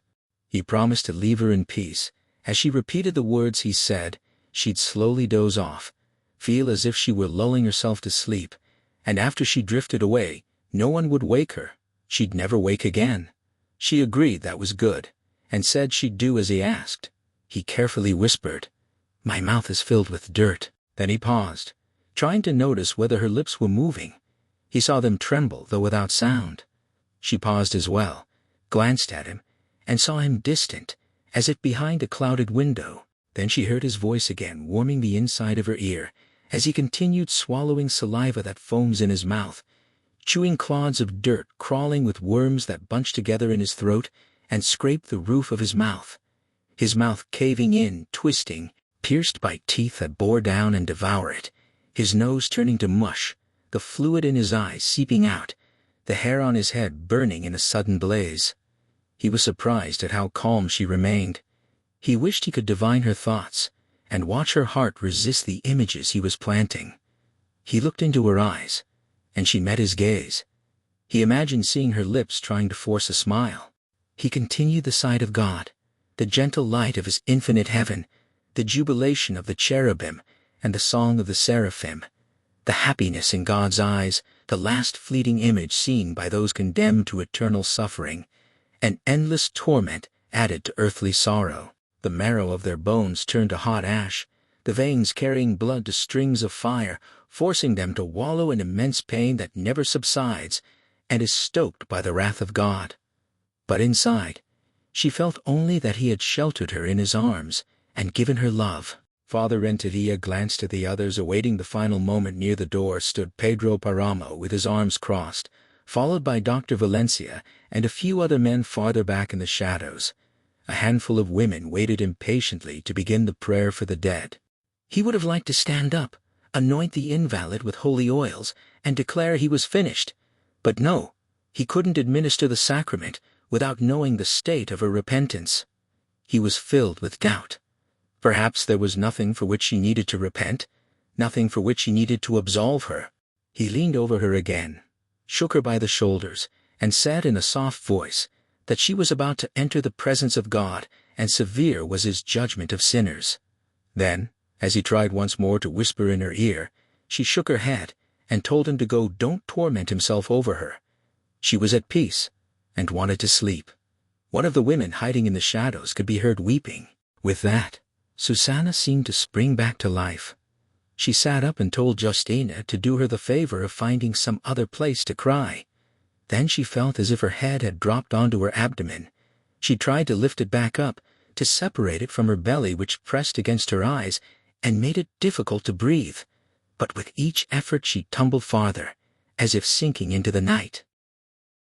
Dorotea announced that she had been there. She saw Doña Susanita die. At dawn on the 8th of December, everyone was awakened by tolling bells. A gray morning, not cold but gray. The ringing began with the largest bell. The others joined in. Some imagined it was a call to high mass, and a few doors began to open, those belonging to early risers who waited restlessly for the first bells to announce the end of the night. But the tolling lasted longer than it should have, and it was no longer just from the main church bells but also from those of Sangre de Cristo, Cruz Verde, and perhaps the Santuario. By noon, the ringing had not yet ceased. Night came. Day and night the bells kept sounding in unison, growing louder until the noise became a deafening lament. Everyone shouted to be able to hear each other, asking what was going on. By the third day, the whole town was deaf, impossible to speak with the clanging that hung in the air. But the bells kept ringing, some now cracked and producing a hollow sound like a jug. News spread that Doña Susana was dead, Pedro Páramo's wife.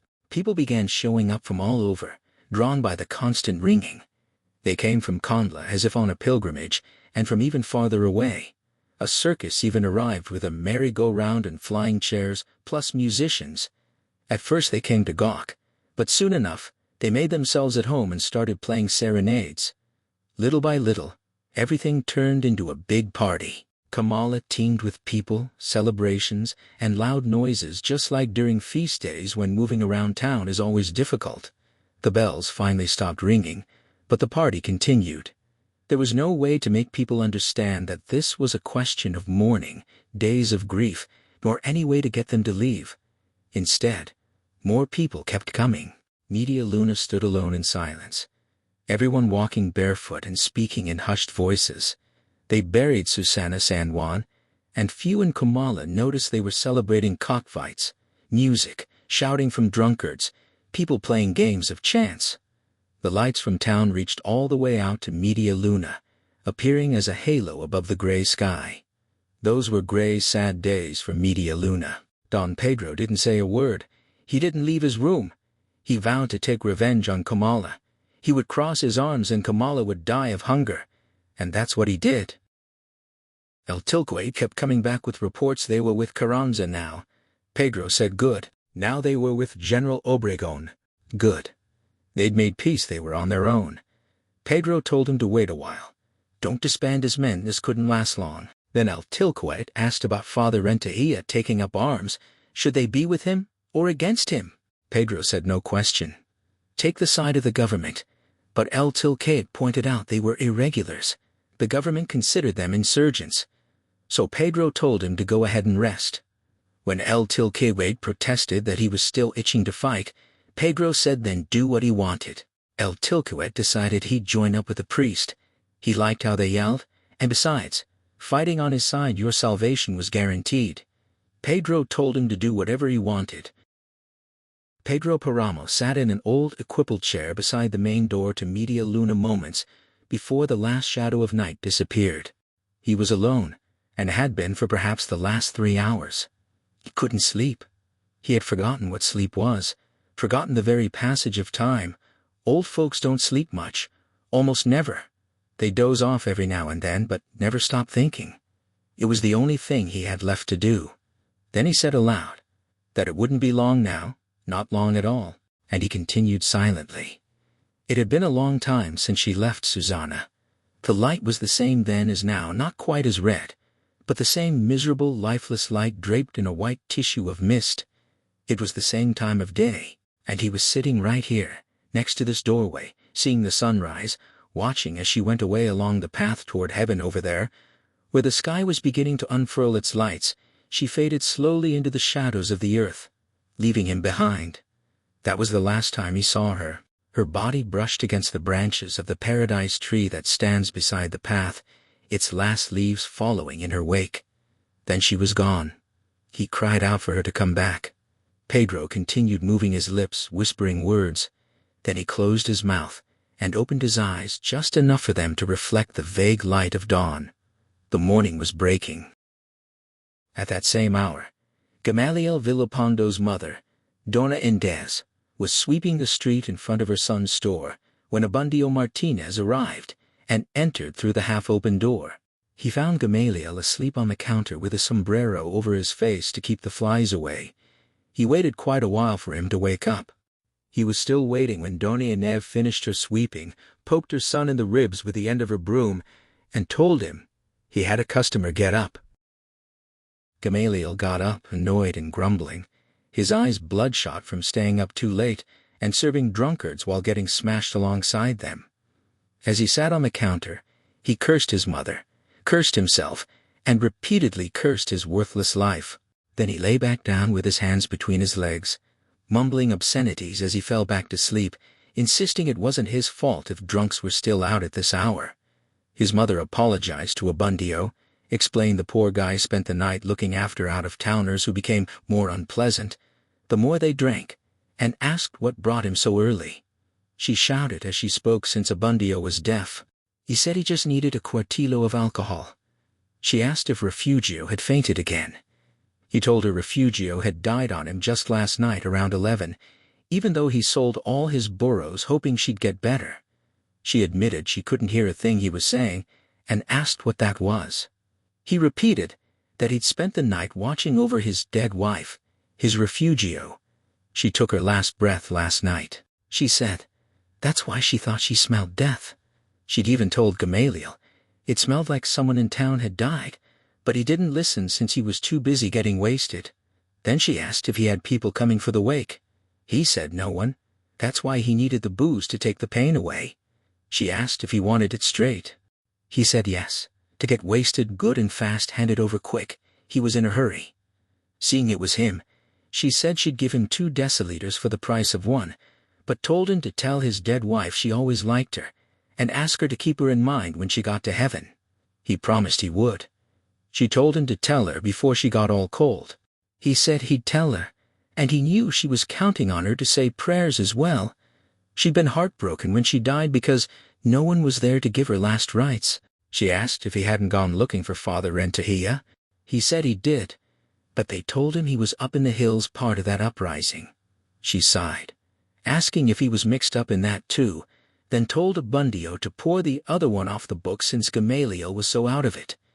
He just reminded her not to forget to ask Refugio to plead with God on her behalf. He told her not to worry, he'd tell her as soon as he got back, even have her give her word if that's what it took. She agreed. That's exactly what he should do, since you've got to hound women to get things done on time. Abundio left another 20 centavos on the counter, asking for that other cuartillo. He'd drink this one at home with his dead wife alongside his cuca. She told him to get going before her son got up, since he was always in a bad mood when he woke up drunk, and not to forget to give her message to his wife. He sneezed as he left the store because the alcohol was pure fire, but he'd heard that's how you get drunk most quickly, so he swallowed 1 swig after another, fanning his mouth with his shirt edge. He planned to head straight home where Refugio was waiting, but he got confused and ended up following the road out of town. Pedro Páramo called out to Damiana to come see what the man coming up the road wanted. Abundio kept approaching, stumbling, bobbing his head, at times crawling on all 4s. He felt the earth turning inside out, spinning him and casting him aside. He struggled to grab hold, but whenever he had the ground firmly in his hands, it would take off again. Eventually, he stood in front of a man sitting next to a door and stopped, asking for a bit of charity to bury his wife. Damiana Cisneros prayed to be delivered from the snares of the evil one, pointed her hands toward Abundio, and made the sign of the cross. Abundio gazed at that woman, at the terror in her eyes, at the cross she was making right in front of him, and he shuddered. He wondered if the devil might have followed him there. He turned to look, expecting some malevolent being. When he saw nothing, he repeated that he'd come for a little something to help bury his wife. The sun had reached as high as his back, an early morning sun, almost cold, distorted by dust kicked up from the ground. Pedro Páramo's face was buried beneath blankets, as if hiding from the light, as Damiana's screams grew in strength, cutting across the fields they were killing Don Pedro. Abundio could hear the woman screaming, but didn't know how to make her stop. He couldn't gather his thoughts. He imagined that people even a long way off must be able to hear the old woman's shouts. Perhaps even his wife could hear them, since the racket was making his own ears ring, though he couldn't understand a word she was saying. He thought of his wife laid out on her bed all alone, resting outside in the cool air of the patio, where he had taken her to slow the stench. His cuca, who just yesterday had slept with him, still very much alive, frisky as a filly, nibbling at him and rubbing her nose against his, the same woman who had given him a tiny little son that died moments after birth, supposedly because she was unwell, evil eye, chills, dyspepsia, any number of maladies according to the doctor who came at the last minute, only after Abundio was forced to sell his burros to pay his fee. But it was all for nothing. His cuca, now stretched out and covered in dew, her eyes closed tight, unable to watch this sunrise or any to come. He asked for help again, to give him a little something, but even he couldn't hear his own words. The woman's screams were deafening. A few black dots approached along the road from Comala, soon turned into men, and then they were here standing at his side. Damiana stopped screaming, and making the sign of the cross, she had fallen to the ground, her mouth open as if yawning. The men lifted her and carried her into the house. They asked if the patron was all right. Pedro Páramo's face appeared, but all he did was shake his head. They disarmed Abundio, who still had the bloodied knife in his hand, and told him to come with them. He'd gotten himself into quite a mess. He followed. Before getting to town, he asked to be excused, moved to the side of the road, and vomited a yellowish substance like bile, lots of it, as if he'd guzzled 10 liters of water. After that, his head began to burn, and his tongue felt swollen. He admitted he was drunk.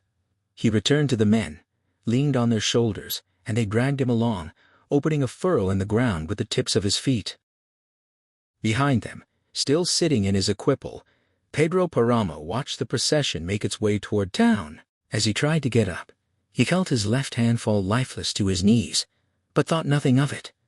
He was accustomed to seeing a new part of his body die with each passing day. He watched the paradise tree tremble, shaking off its leaves. They all choose the same path. They all leave. Then he returned to where he had left his thoughts. He said her name, Susanna. He closed his eyes, and told her he'd asked her to come back. An immense moon had hung over the world. He'd stared at her, until his vision seemed to fade, the rays of the moon filtering down on her face. He never grew tired of watching the apparition, that she was soft, caressed by the moonlight, her lips swollen, moist, shimmering with the stars, her body growing translucent in the water of the night. He tried to raise his hand to reinforce the image, but his hand, heavy as stone, would not lift off his legs. He tried to raise his other hand, but it dropped slowly down his side until it rested on the ground like a crutch, providing support for a shoulder that had gone limp. He declared this was his death. The sun began to cascade over all the things covering the earth, giving them back their shape. The land spread out before him, empty and in ruins. The heat warmed his body.